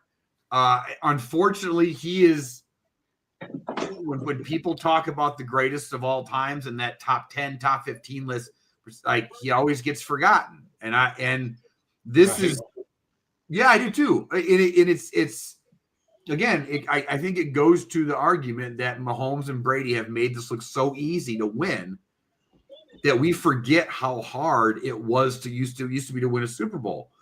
Exactly. And it's just I don't know. I'm just curious to see. Let's say that happens this year. What's the discussion over? Is it because the thing is going to be all next year leading up to next year is the Mahomes revenge tour. That's all it's going to be. So I'm just curious. I'm curious to see how this plays out because we have two quarterbacks in Josh Allen and Lamar that can't get over that hump right now. And yeah. The talking points are A1 plus. Yes, that's they're why amazing. They're amazing talking points. I call you the Pat McAfee of this podcast because of your mind, man. Because I didn't even think about that. I'm just gonna be real. So, by the way, you need to make that into a video with the quickness. So you should. Yes, with the quickness. Okay. So, hey, don't just say that great mind for this show. Just go in the business for yourself a bit, bro. Other folk need to hear that. Yeah, other people need to hear that quickness. Okay, you got it. But yeah. But hey, let's change gears, man. We've been talking about good football. We even talk about the WNBA. Let's get into some wrestling, man. Real quick. Survivor Series. Best story going into the PPV or what's it called now? It was PLE. PLE. That don't even sound damn right. No, I'm the guy that I don't. In my regular day-to-day life, I am totally okay with change. When it comes to my sports stuff, I don't like change. It's still pay-per-views to me. It's still pay-per-view. The PLE. What the hell is that? A sandwich? Yeah. Well, I mean, I get it from the standpoint of like Peacock is just a one-time fee, and if you get Peacock, you don't have to buy the pay-per-view. So I get it. Yeah, I get it too. I just been calling it pay-per-views for 35 years of my life. Yeah, basically, yeah, exactly. Yeah, I just don't. I'm like, nah, I don't want to change that. I'm good. BRF, you go on this first. I want to see where your head's at with this. The best storyline going to the pay-per-view is the easiest question you could have asked because you know where I'm going with it. It is the bloodline, and it's not even close. They have rejuvenated this story in a way I didn't even think they could rejuvenate this story, but they've done it, and it's bringing Jay back into the fold, and then bringing Sami Zayn back into the fold, and just the long term. Let me tell you something. This is starting top. You could make a legit case. This is a top 5 storyline in the history of the sport. Oh, I don't even. Yeah, like I mean, it's like top storyline ever. Yeah, like this has been like 4 years of just constant turning, never getting like when you think it's about to go stale, they pull this one out. and it's just like it's amazing. But now you're going into this. Now you're having a civil war. Now you're going into the War Games match. Okay, you thinking it's just going to be 4-on-4? Oh no. New Bloodline has to bring Bronson Reed in. So you know what the OG Bloodline is going to have to do. And that's just more long-term storytelling because now you know the OG Bloodline is about to go get Seth Rollins, and you know how Seth Rollins feels about Roman Reigns. He can't trust him as far as he can throw him. So it's just like Jay and Jimmy getting back together and then bringing Sami Zayn back into the fold. And it's just like Solo Sikoa has just been absolutely his character work over the last like month and a half or so. He's been You talking about a dude has stepped his game up tenfold. He's showing charisma. He's showing personality. It's like the main roster Solo pulled a little real life Solo, put a little bit of that NXT Street Champ Solo charisma, just turned it all into him now, and it's just like, bro. I think he finally understands what he needs to do and be in this role, and I think it's finally starting to come into like he's embracing that. I'll give you a perfect example. Okay, the short promo that's when Seth came out to meet when he was walking back to his car, and he saw Solo and Jacob Fatu, and Seth basically calls him a wannabe Roman, and it's just a slight little stupid thing. But Jacob Fatu is about to like go after Seth, and Solo's like, no, like just and just his interactions with everybody and stuff like that, he's showing he's more in control. Having Jacob Fatu there has they've done it so well where he was overshadowing Solo for a while, and now he's not. Now they've kind of figured out that dynamic, and it's working way better. So I gotta ask y'all this though, man. What if number one, let me make this comment. I have to make this comment. This Bloodline Civil War is everything that WCW wanted the Wolfpack versus NWO Black and White. That's everything they wanted that to be.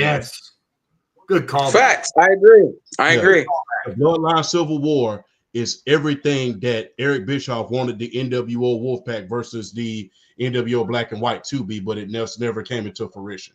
So, yeah. But wouldn't it be just so crazy if the fifth man was The Rock? Because we haven't, outside of that pay-per-view, we haven't seen The Rock since. He came after the pay-per-view. I think it was after Crown Jewel, and put up the two fingers, 1, 2, 3, and we ain't seen him since. So wouldn't it just be crazy if, in order to build it up, they bring in The Rock as the fifth man and he betrays the OG bloodline? That's as spicy as that would be, that would make no sense to me. I actually don't think. I think go ahead. I'm sorry, BR, if I interrupted. Go ahead. No. As spicy as that is, that would make. I don't think that would make sense to me. No. I don't. Just from the standpoint, I don't know. The Rock is kind of like, I don't know, man. You know what? I take that back. That would be a swerve, and that would be an interesting angle. I take that back. That would be an interesting angle. I just don't see him doing. I just don't see him happening because I don't think they're going to take out when Seth Rollins becomes official. I don't think they're going to take him out. What I think is going to happen, I think there's a couple of angles they could go with this. Now, I'm a rebuttal your Paul Heyman Brock Lesnar thing in a moment. They could go. What I think is personally going to happen, they're going to go. I think they're going to go this route, and I might be crazy for thinking this, but I like the thinking. If you go back to that promo, I think outside of the Roman Reigns, the wannabe Roman Reigns line, the biggest, most important line from that promo is, The next time I step in a ring with Roman Reigns, I'm going to curb stomp him into the mat. What if the OG bloodline wins clean, and as Roman's getting ready to get up, Seth Rollins follows through and curb stomps him in the mat and sets them up for one more match at the Royal Rumble? No, because I think. Oh, I'm enjoying this. Go ahead, keep going. Okay. So I like what you're thinking. Ooh. I agree with you because I think they want to do Cody versus The Rock for WrestleMania. I don't think they're going to hold up. I don't think they're going to I don't think they would want to do Roman versus Solo for WrestleMania. It's not big enough. But Roman versus Seth at WrestleMania, that's big enough. Especially with the Seth turn heel at War Games. I don't even want to call. I wouldn't even call it a heel turn. Oh, that's a heel turn. I think no. I think no, because it's long-term storytelling. Remember what happened at WrestleMania? It's get back. Seth getting his get back. Oh, but we're going all the way back to like when Seth turned on the Shield. Like this is long-term storytelling. This isn't just like WrestleMania. This is why this is a WrestleMania match, not a Royal Rumble match. This is 10 years of story making, and this is the culmination of it. Because I don't think that Roman and the Bloodline storyline, as big as that is, the finish of that or the when he pivots away from that is Seth. That's the finish to all of this. It's not The Rock, actually. It's actually Seth, in my opinion. But here's my thing though. I still think the end game. I still think the end game to all this is Roman and The Rock. All this bloodline, all this bloodline stuff is gonna have to it's gonna have to come to the ultimate end one way or another. And I feel like Rock and Roman is the ultimate end. The reason why I say Royal Rumble and not WrestleMania, because I think what I think is gonna happen. You're with Roman, you're reopening all those open wounds and all those scars. You're reopening everything. You're reopening the way he treated Jey Uso. You're reopening the Sami Zayn.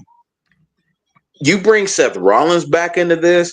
It's just like he's getting a form of closure with Jey and Sami back fighting with him. I think the ultimate closure with Seth, even though WrestleMania, I think it is a WrestleMania match. I do agree. I just feel like WrestleMania 41 still feels like Roman and The Rock. I still feel like it's Roman Reigns versus The Rock. And I just feel like I feel like the Roman Seth thing for the Royal Rumble, I feel like Royal Rumble is a big enough pay-per-view as it is. I still feel like you're gonna have your title matches. I just think you need that with it being an indie and with all of the, with everything with going on that's gonna go on with the WWE in Indianapolis. I think you need that one non-title match to just really like take it over the top. And I think Roman Reigns and Seth Rollins would do it, because what I think is gonna ultimately happen is Roman is finally gonna get his win in a big match against Seth. And that's going to be like all the closure wrapped up into one. I think after that, Roman and Seth. But they're. I think after that, I think they finally, after all these years, I think they finally come together. Whether it's a handshake or whatever, I think all that finally ends, because I don't know. I just feel like the Roman Solo feud is going to intertwine even more with the Seth Bronson feud. I'm just saying this. Don't be shocked if Elimination Chamber, you get Bronson Reed and Solo versus Roman Reigns and Seth Rollins, and they go full Shield Battalion and theme music one more time. Just don't be surprised. I don't think the Royal Rumble thing happens because I think they're both going to be in the Rumble. Well, yeah, okay. Well, hey, it can happen. Some guys have fought twice in the same night. It can happen. I know. I'm just saying. I think the angle. I think it's as much as I think it should be Roman. Because I think here's the thing. I think you can do Cody Rock. I think it makes more sense to do Cody Rock first and Roman Rock last. I think you can do Seth Roman first. Oh, fuck, I don't know. Okay, I know I'm kind of sort of going on. I'm not even going off topic, but there's videos of when the OG Bloodline were in the locker room together and Sammy acting fishy. Have you seen those videos going around the internet? I saw way through the cell phone on the couch. Yes. Is that red herrings? Is that it could be an Easter egg. It could be an Easter egg. It could be. Is it the WWE going, hey, look at this? But really, in all reality, we're going to set up Seth for the heel turn. Somebody's going heel out of this. I don't think this is going to be a clean OG reunion and everybody goes home happy. It would be too big of a waste to do it, to not do something. And to me, Sammy's character Sammy would be the crazier swerve, which is why I think WWE would go that route. I also think Sammy. Here's the. Okay, would Sammy get booed or cheered or mixed up? Now with this Roman Reigns, he get booed out of the building. Yeah, but dude, this is a real different type of story. Like, the fans are smart now. They're gonna go, well, wait a minute. Like, I kind of get it. Like, you know, like it's the whole Kevin Owens thing. Yes. You're just telling me what you told me to do. This is the thing that you wanted me to do originally, which is, by the way, I love what Kevin Owens is doing right now. Amazing. Yeah. Everybody was like, oh, they're doing KO and Cody again. Yes, because you need Kevin Owens' character to evolve. Like, that's the point of this. So bravo to Kevin Owens and them keep going. But do they boo Seth? Is it no? They don't boo Seth. They don't. No, I don't. Honestly, it wouldn't shock me if they didn't boo either one. But because it's like I don't know. I don't think they boo Seth. I don't think they boo Seth either. I don't think they boo Seth. Sammy. I think what would happen. I don't think they would boo him off the rip for hitting Roman. He's gonna beat up Jay too. That's what would set it off. Yes. Because he beats up Jay. That's all. That's it. That's it. Jay is the purest baby face that we have right now, and everybody loves Jay. Like, there's not a lot of Jay haters. Like, there's a little smattering of Cody haters. You know, everybody's gonna hate the guy that's got the title, and there's always gonna be those complaints. And there's gonna be people that say, I'm tired of the Roman Reigns, bloodline. It's been 4 or 5 years now, blah, blah, blah, blah. But everybody loves Jay. Like, everybody loves Jay. Like, there's not a lot of hate there at all. Like, I don't see anybody complaining about him. He is the most underrated over babyface I've seen in a while. Mm-hmm. Agreed. Like, dude, when he goes into arenas and just like everybody's like tearing rotator cuffs doing that. It's one of, if it's not the best entrance in all of professional wrestling, it's top 3. Oh, you got Cody. You got Cody's. You got Cody's. You got Cody's. You got Jay, and then you have Probably Roman. I'd say Seth is up there too with his song. Seth is up there too with the singing the song. Yeah. Yeah. Yeah. Honestly, I would put Seth in front of Roman because of the singing. So yeah. I honestly think I think the WWE, I get why they did it.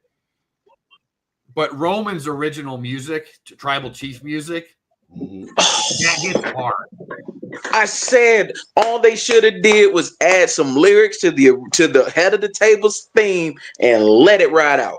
That's all they should have did. They could have just done like, oh, like acknowledge me, just like that same before it, and then just start his original theme.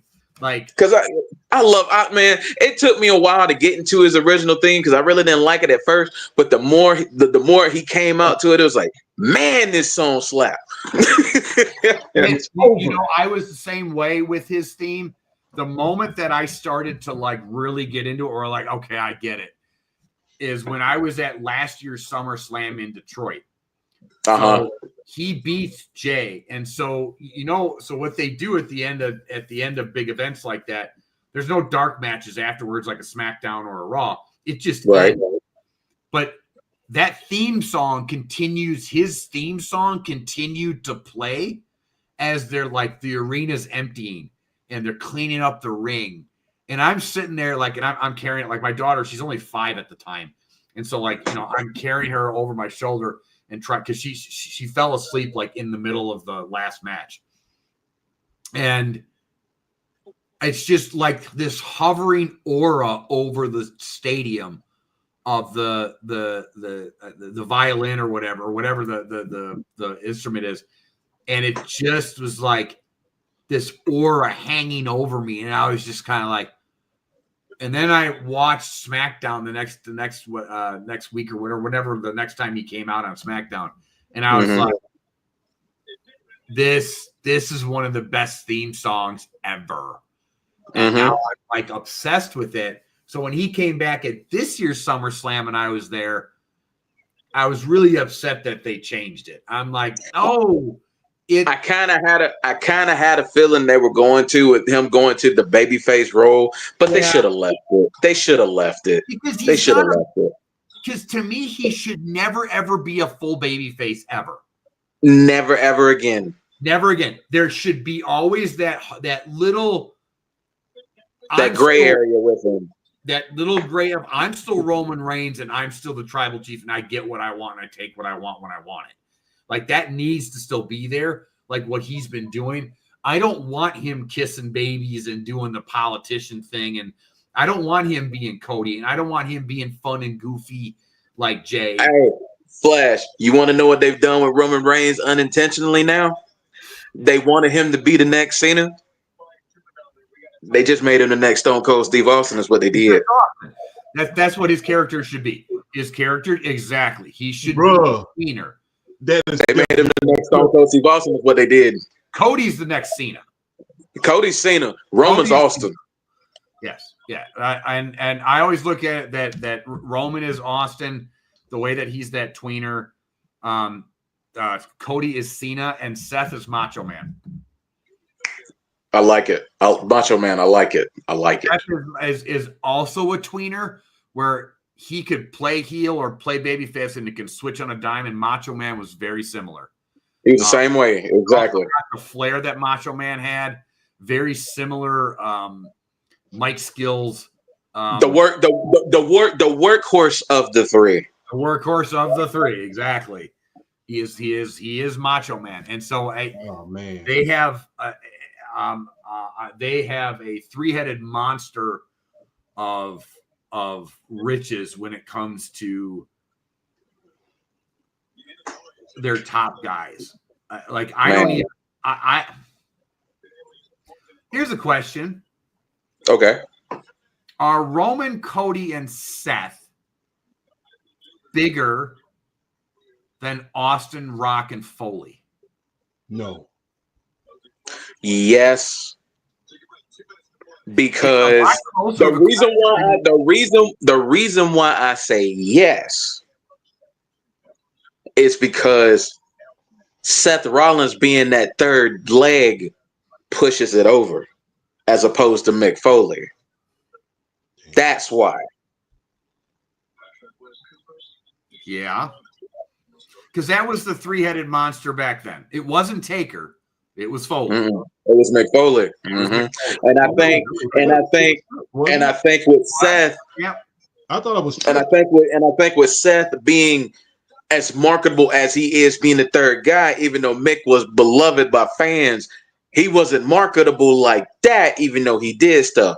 Seth can be that guy, which is why I think they're above those three.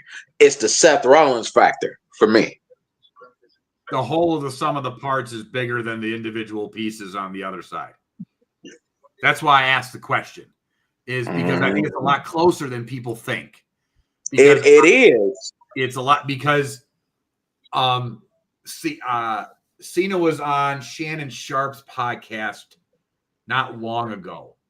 Yeah, I think I saw that episode. Shannon Sharp asked Cena, he's like, I had Flair on, and he said Shawn Michaels is the GOAT. He's like, I had on, I forgot who else he had on. He said he had on, and he said, I think Austin was the GOAT. And he goes, I'm going to ask you the same question. Who's your GOAT? And he goes, the whole reason why the WWE is where it's at. He goes, when I started the stock, when Roman came in, the stock for WWE was at $11. And now it's at 100 and something. Like the numbers is stupid now. And he goes, it's because of Roman Reigns. He's carried that, and that's what those guys determined about. It's can you draw? That's the thing. And Roman, I think people underestimate how big Roman Reigns is and how big Cody is right now. Like, now don't get me wrong, I never will think that Austin's peak can be conquered. Austin's peak was something of a different animal, like even more than Hogan's peak. But Cody and Roman are both really over, like how Austin Rock were. And that's something else. And to have a workhorse guy with the flexibility of Seth that like has the storytelling ability of Shawn Michaels with the flair of Macho Man.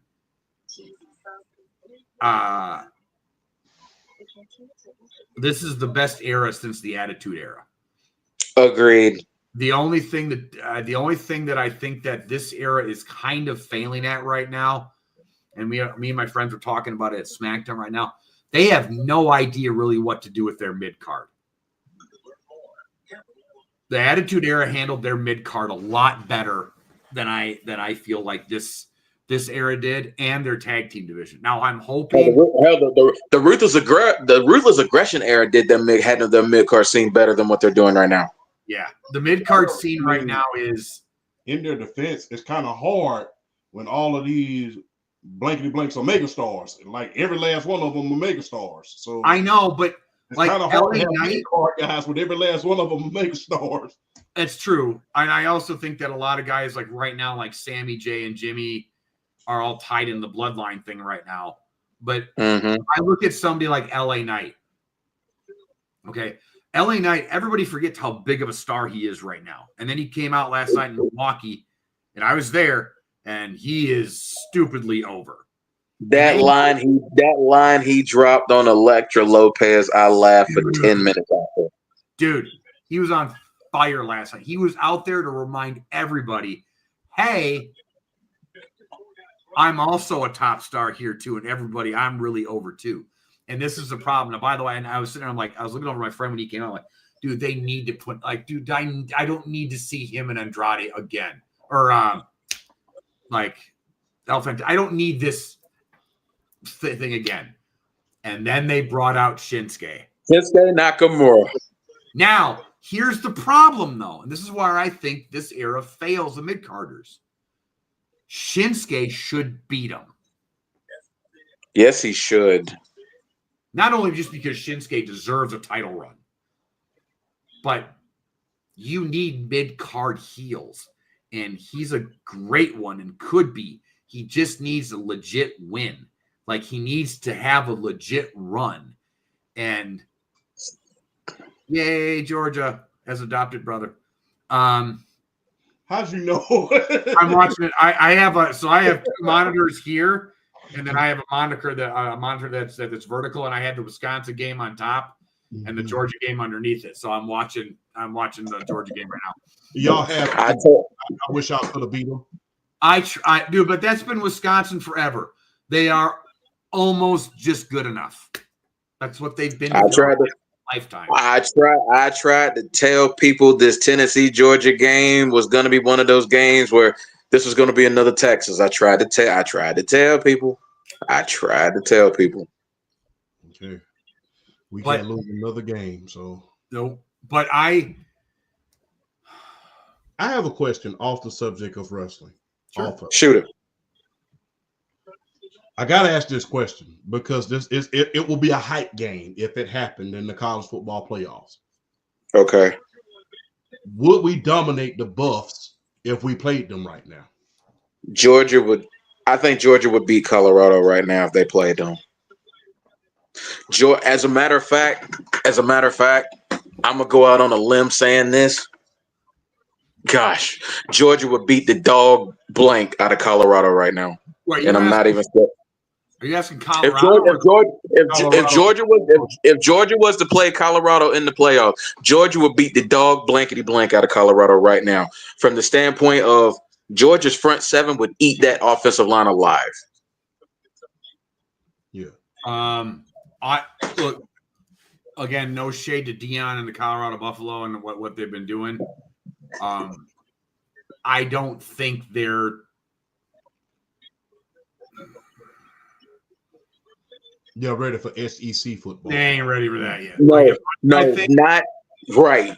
As much as I think the power conferences or the top SEC schools and the top, we're going to start seeing a lot more parity, and we're kind of seeing that this season. And that's been kind of my thing this whole year that I've been touting. They're not there now. If they're not there yet. All of them stay another year, and they add more talent to that team next year. That'd be nasty. Oh, but that also kind of is around who's going to be Georgia's starting quarterback next year because Carson Beck's a senior, so he's gone. So it's a matter of who's going to be Georgia's starting quarterback next year. I'm just saying, I think like if Colorado in general, if Travis stays and Shedeur stays and that core stays. And Deion does a good recruiting job, improves the offensive line a little more, gets a little more pieces on defense, stuff like that. Then I think they vault into that category. Do I think they could beat Georgia and those top teams? I don't know. I just think that kind of gets them there. That's that. And in actuality, if I'm Shedeur, do you come out do you come out this year? Yep. Yeah, your stock ain't gonna. Yep. Your stock ain't gonna be no higher. I feel like his stock would be no higher. You come on out now. Right now, you make a ton of money at the college level. If this isn't old school where you're risking a knee injury or whatever. Now you're making millions just being the Colorado Buffalo starting quarterback. Yeah, but I think his draft stock will be no higher than what it is right now. Plus, the only you about to get and between this year and next year, you about to have a defensive wave coming through. Yeah, and the only 4 quarterbacks I'm seeing the only 5 I'm seeing really going number in the first round is Shedeur, Cam, Jackson Dart, Quentin Ewers, maybe, and I will squeeze. Let me see, and shout out to Harrison, Dylan Gabriel. What are the teams right now that Deion said that he would be okay with Shedeur going to? Every team he played for in his career. So Washington, Baltimore, Dallas, San Francisco, Atlanta, and then he threw Philadelphia in there as a caveat. And none of those teams need a quarterback. Not a one. Not a one. So I don't know what he's going to do, but New York is probably going to be his stop. New York or either Cleveland. I think. Look, or the Raiders. Shadur Sanders and Malik Neighbors. Ooh, I would pay for that. Ooh, I pay for that. Real quick, as we end college football for the rest of the day, man. Real quick. It's going to be a quick hit. Greatest Survivor Series match in history. Ooh, I had a thought for this one, but you go ahead, BRF. Hold on. Now, are we talking just elimination matches, or are we talking about any Survivor Series match? Anyone, just one. Like I said, real quick. I might as well come on out and say it. For me, Elimination Chamber number 1. Okay. For me, it's Elimination Chamber number 1 because of the names in that match and just how good that match was from bell to bell. Even with the Elimination Chamber, I guess the gimmick around it, that match was still so good. And then the ending with Shawn Michaels winning the World Heavyweight Championship, it was just like, it was, for me, my greatest Survivor Series match, regardless of match type, is Elimination Chamber number 1. Flash. Okay, I thought about this because I was kind of excited to talk about this because I have a different take on it. It's nothing to do with the match quality at all. It's the moment in history and what it started. Everybody points to certain points about the death of WCW and the start of the Attitude Era. The greatest Survivor Series match of all time is the Montreal Screwjob. The amount of history that comes out of just that match in general, the dominoes that match causes, there is no greater match, arguably, not just in Survivor Series history, but of all time. It creates the of all in wrestling history. Go ahead. Question. Greatest or most important? Both, because you still have Shawn Michaels, and that's still a hell of a match between those two put on. It's Michaels and Brett. So like, we could go back and forth and say like, oh, this match was better between like the first Elimination Chamber match, or I could go through a bunch of other matches that happened at Survivor Series, but it's still Shawn and Brett, and that match quality before even the ending was still pretty good. On top of you throw on the importance of that match, because not just does it create Mr. McMahon, which basically shotguns them to beating the Monday Night Wars because it gives Austin his villain. But it also that was WCW. They were still hot at the time. Everybody thinks at that point, like WCW is still kind of, they were starting to like going, they were still hot. Mm-mm. And they had an opportunity to that point to do almost a nail in the coffin. And they held Brett off of TV for some inexplicable reason. Like that dude should have been on TV the next week.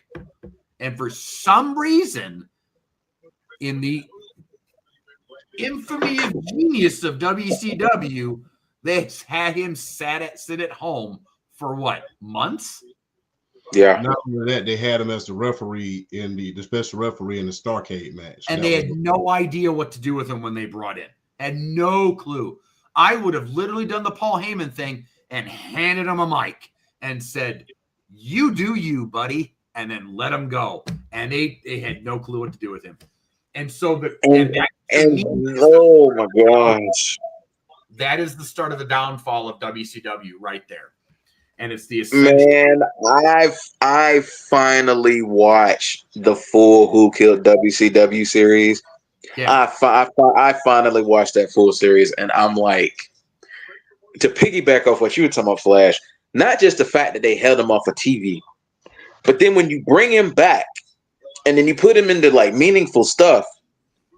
You have him turn heel and join the NWO. Mm-hmm. I know. Even then, wow. and the main storyline he's involved in, the Hogan Sting thing, the whole ending at Starrcade is botched on top of it. Like, you couldn't have fumbled harder. Yeah. Another Survivor Series match that I don't think gets a lot of credit that involves Bret Hart was the year before. Him versus Austin. Him and her. That was my number 2. Yeah, him versus Austin. Because the thing is, people don't realize this. That was the year that the Attitude Era really began. Because people were starting to cheer for Stone Cold. People don't realize this. The way Stone Cold was cursing, and he was supposed to be a heel. Yeah. He was supposed to be a heel.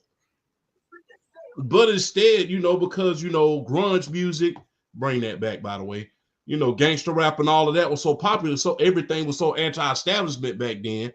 Stone Cold that's when really the Attitude Era began and the new generation, thank God, finally ended. That was the day with Survivor Series 1996. That was when it ended. I would. But the thing is, it didn't get capped off. That's when it began. That's when the end began. It was capped off by the WrestleMania match. Well, see, I argued that the moment the Attitude Era started was at 96 King of the Ring. When he drops the John 316, Austin 316. Yeah, the Austin 316 from that was in Milwaukee. I was there live for it. That's the start of the Attitude Era, in my opinion.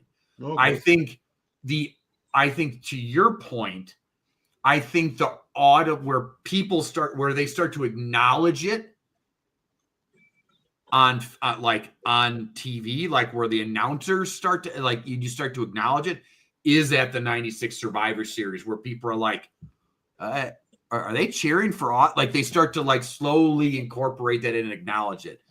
But the moment the Attitude Era starts is him dropping, I just whipped your ass.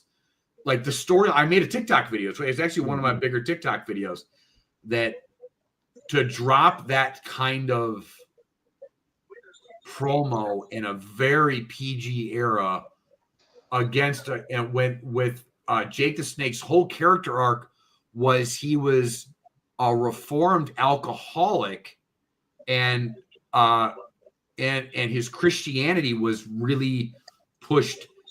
Dude, you had a superstar get up there, and in the era that I grew up in with the religious right in the 80s, the Reagan right and the religious right, to have somebody get up there and essentially mock God and use one of the most infamous Bible verses of all time. That was shocking. That was like... That's why you see, I don't know what his name is, because I know him as Doc Hendricks. Michael Hayes. Oh, yeah, Michael Hayes. I know him as Doc Hendricks. Michael Hayes. Yeah, but you know what I'm saying, because for a long time they was calling him Doc Hendricks.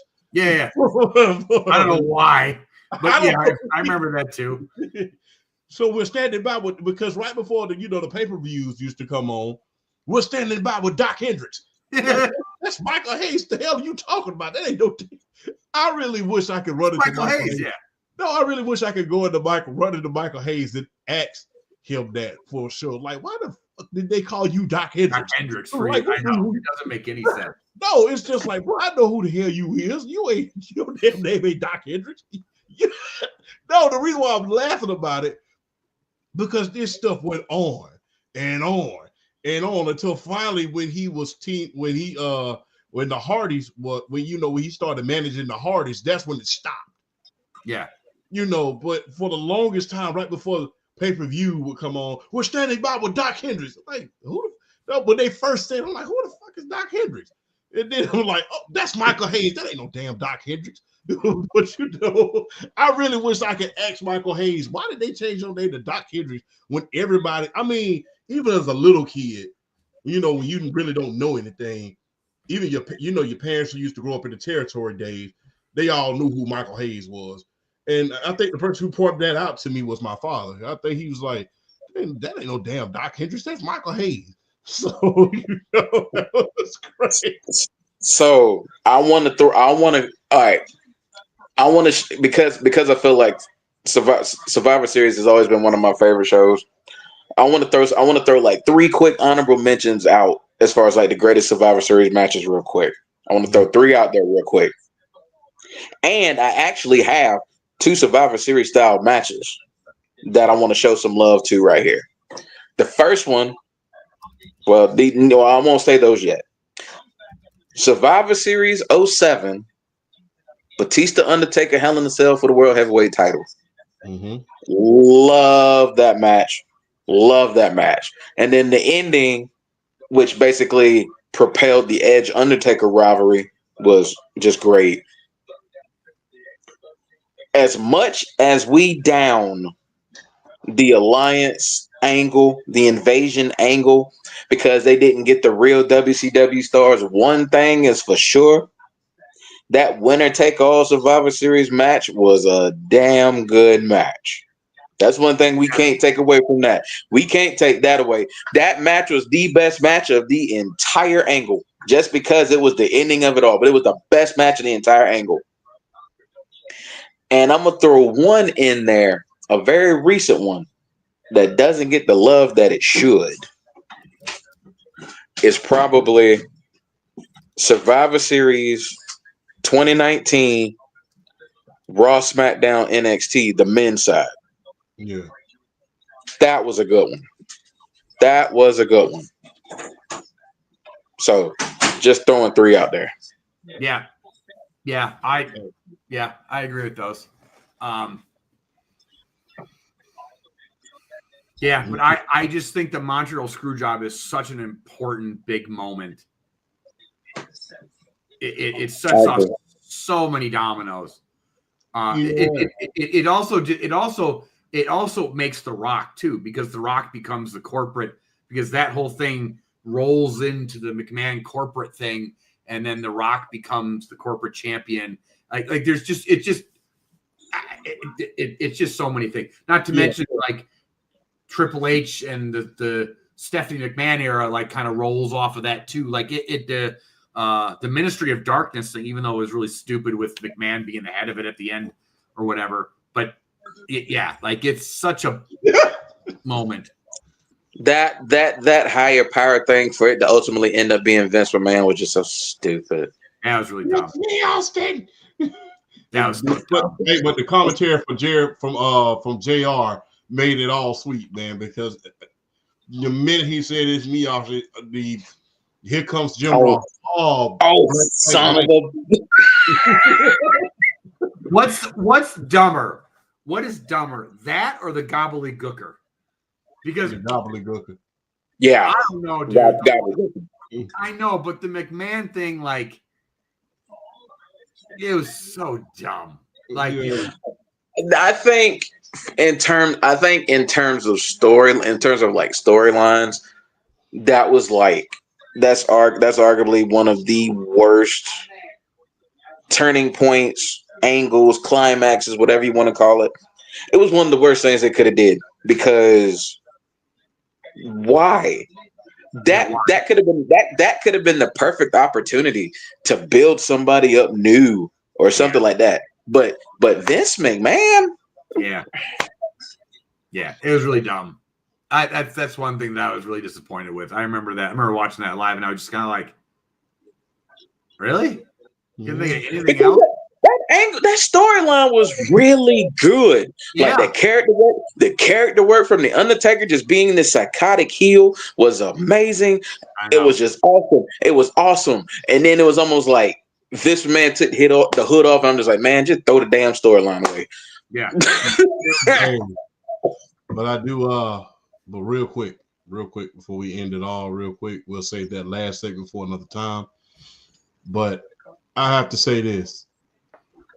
Isn't it ironic that the Montreal Screwjob happens 1 month before WCW's huge, biggest event in Starcade? And like Flash said, they just so happened to botch that whole thing up. But people don't understand this. Hogan versus Sting was one of the most anticipated matches in the history of WCW up until that point. In wrestling history. In wrestling. So it was just like everybody was just looking forward to that match. And it's just like the Montreal Screwjob happens, and then the very next month, you managed to just screw up this whole thing. I mean, a year worth of build-up. Not just, this ain't a couple of months.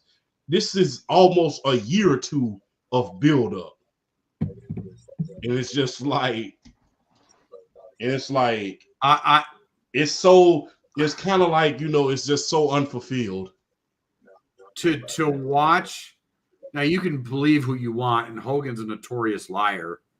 So I'm going to think that just Hogan lied. And from everything I've seen is that last minute he didn't want Sting to go over clean, which I still don't understand why he would do that. Because Hogan was a heel. Well, I just don't get why he wouldn't let Sting go over clean. He let Luger go over clean a year on a Nitro. On Nitro, is that literally the only reason? Because it was a pay-per-view, and he didn't want to go over. He didn't want to tap out clean at a pay-per-view. The money, probably. Hogan doesn't lose anything out of that. He doesn't. He didn't lose any momentum when he got tapped out by Luger, and Luger was, as big as Luger was in that moment, he was nowhere near as big as Sting was in that, at Sting's peak. And the crazy thing about it is, I mean, for me, the WCW equivalent for WrestleMania was Starrcade. So exactly. So why don't it made perfect sense for Sting to put you out clean like that and make you tap out. It made too much sense. That's why I don't believe Hogan at all when he says that. No, I don't. The other part is I don't even know why you involved Bret Hart in that. You didn't. You shouldn't. He had nothing to do with that.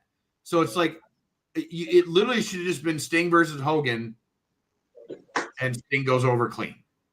That's it. Well, here's my thing though. With the WCW NWO angle being what it was, me being me, I would have overbooked. I would have WrestleMania. I would have WrestleMania 40'd it. I would have overbooked it. I would have overbooked the daylights out of it. It would have been WCW guys fighting NWO guys all over the ring. But at the end of the day, the camera always pans back to Sting and Hogan in the ring. And then Sting finally puts him in the Scorpion Deathlock and makes him tap out. That's what I would have done. Yeah, man, that's exactly what, and that's the difference between WWE and WCW, and it's the difference between WWE and AEW right now. Hey, on that note, man, I can't wait to see if AEW goes over. I can't wait to see Real Offspring in the WWE ring. But I digress. On that note, man, I gotta say, good fight, good night, man. Look, hell of a show, man. Look, man, every time we have these Saturday specials, man, it is something special, man. Not to mention, we ran through the entire college football day. Not to mention, we'll leak it over to the John Jones Stipe fight team, Bones Jones all the way. And I just want to send a special thanks out to both of my colleagues here, my co-founders. Well, not just my colleagues, two of my co-founders. Each of us played a role in founding this podcast. We came together during the TikTok days doing lives, and now we have a bigger platform on YouTube. So special thanks to all of you. Shout out to PSP, all the guys in the chat, Maria, Brandon from the block, Hot Take Kenny with the music, Culture. Go check him out. Trent doing his thing with the NFL. Shout out to everyone. But on that note, man, we got to say good night to y'all. Columbus, Georgia, doing a great job tonight. If you know, you know. And I will turn it over to my co-host, starting with Flash. You can check me out at Flash22 on Instagram and on TikTok. And hope everybody's having a good run up to the holiday season. Thanksgiving's coming up, so everybody stay safe out there. It's getting a little bit nippier up here in Wisconsin. We're still holding on, though. We're still in the 40s up here, so we ain't hit our Yeah, we haven't hit our prime winter yet. So, like I said, everybody stay safe out there. I hope everybody's doing good. And yeah, thanks for everybody tuning in. Appreciate it. Frank, shut up. Can't you see 2 minutes? No, Spangle. Oh boy! Hey, another episode well done. I mean, what can you say? We are the big three for a reason, because we're here to entertain and educate. That's what we're here to do. Shout out to the entire Pot and Grind chat. We ain't got to call y'all out. Y'all know who y'all are. Y'all rep. We gonna continue to rep with y'all. I'm just enjoying this ride. I'm enjoying every step of it. I'm having a blast. This was an amazing show. I mean, let me tell y'all something. When Champ hit us up with the script, the itinerary, and then he hit us with the segments, the new ideas, the segment ideas, I was like, okay, yeah, we finna rock this tonight. And sure enough, we do what we do. So shout out to everybody. We appreciate the love and the support. Continue to show it to us. We gonna give it back, because it's like I always say, a topic not thought about. It's a topic not talked about, and we gonna continue to entertain y'all. We gonna do what we do best. This is why we're the big three. So shout out to Champ, shout out to Flash. Love both of y'all brothers. We gonna continue to do this, and we're gonna keep just having fun in the process. This is what it's about. It's about having fun doing what you love to do. So everybody out there, well wishes to everybody. Hope y'all have an amazing rest of your weekend. Thanksgiving coming up. Eat plenty of food for myself as well. I have a birthday coming up as well. So I'm getting it out there as well. My birthday's next week, so I can only imagine what plans are going to be for next weekend with podcasts or whatnot. So, hey, shout out to everybody. Love all y'all. Thank y'all for the support. All right, guys, and on that note, good night. And I would like to wish everybody out there in TV land, look, be safe during the holidays, man. Don't go out there and do nothing crazy, because I'm going to let you know this right now. I used to tell my guys this all the time. You can act a fool if you want to, but if you go to jail Thursday, you ain't getting out to Wednesday. I'm just letting you know that right off the rip. And that is a fact. But on that note, I will holler at a player when I see you in the streets. Yeah.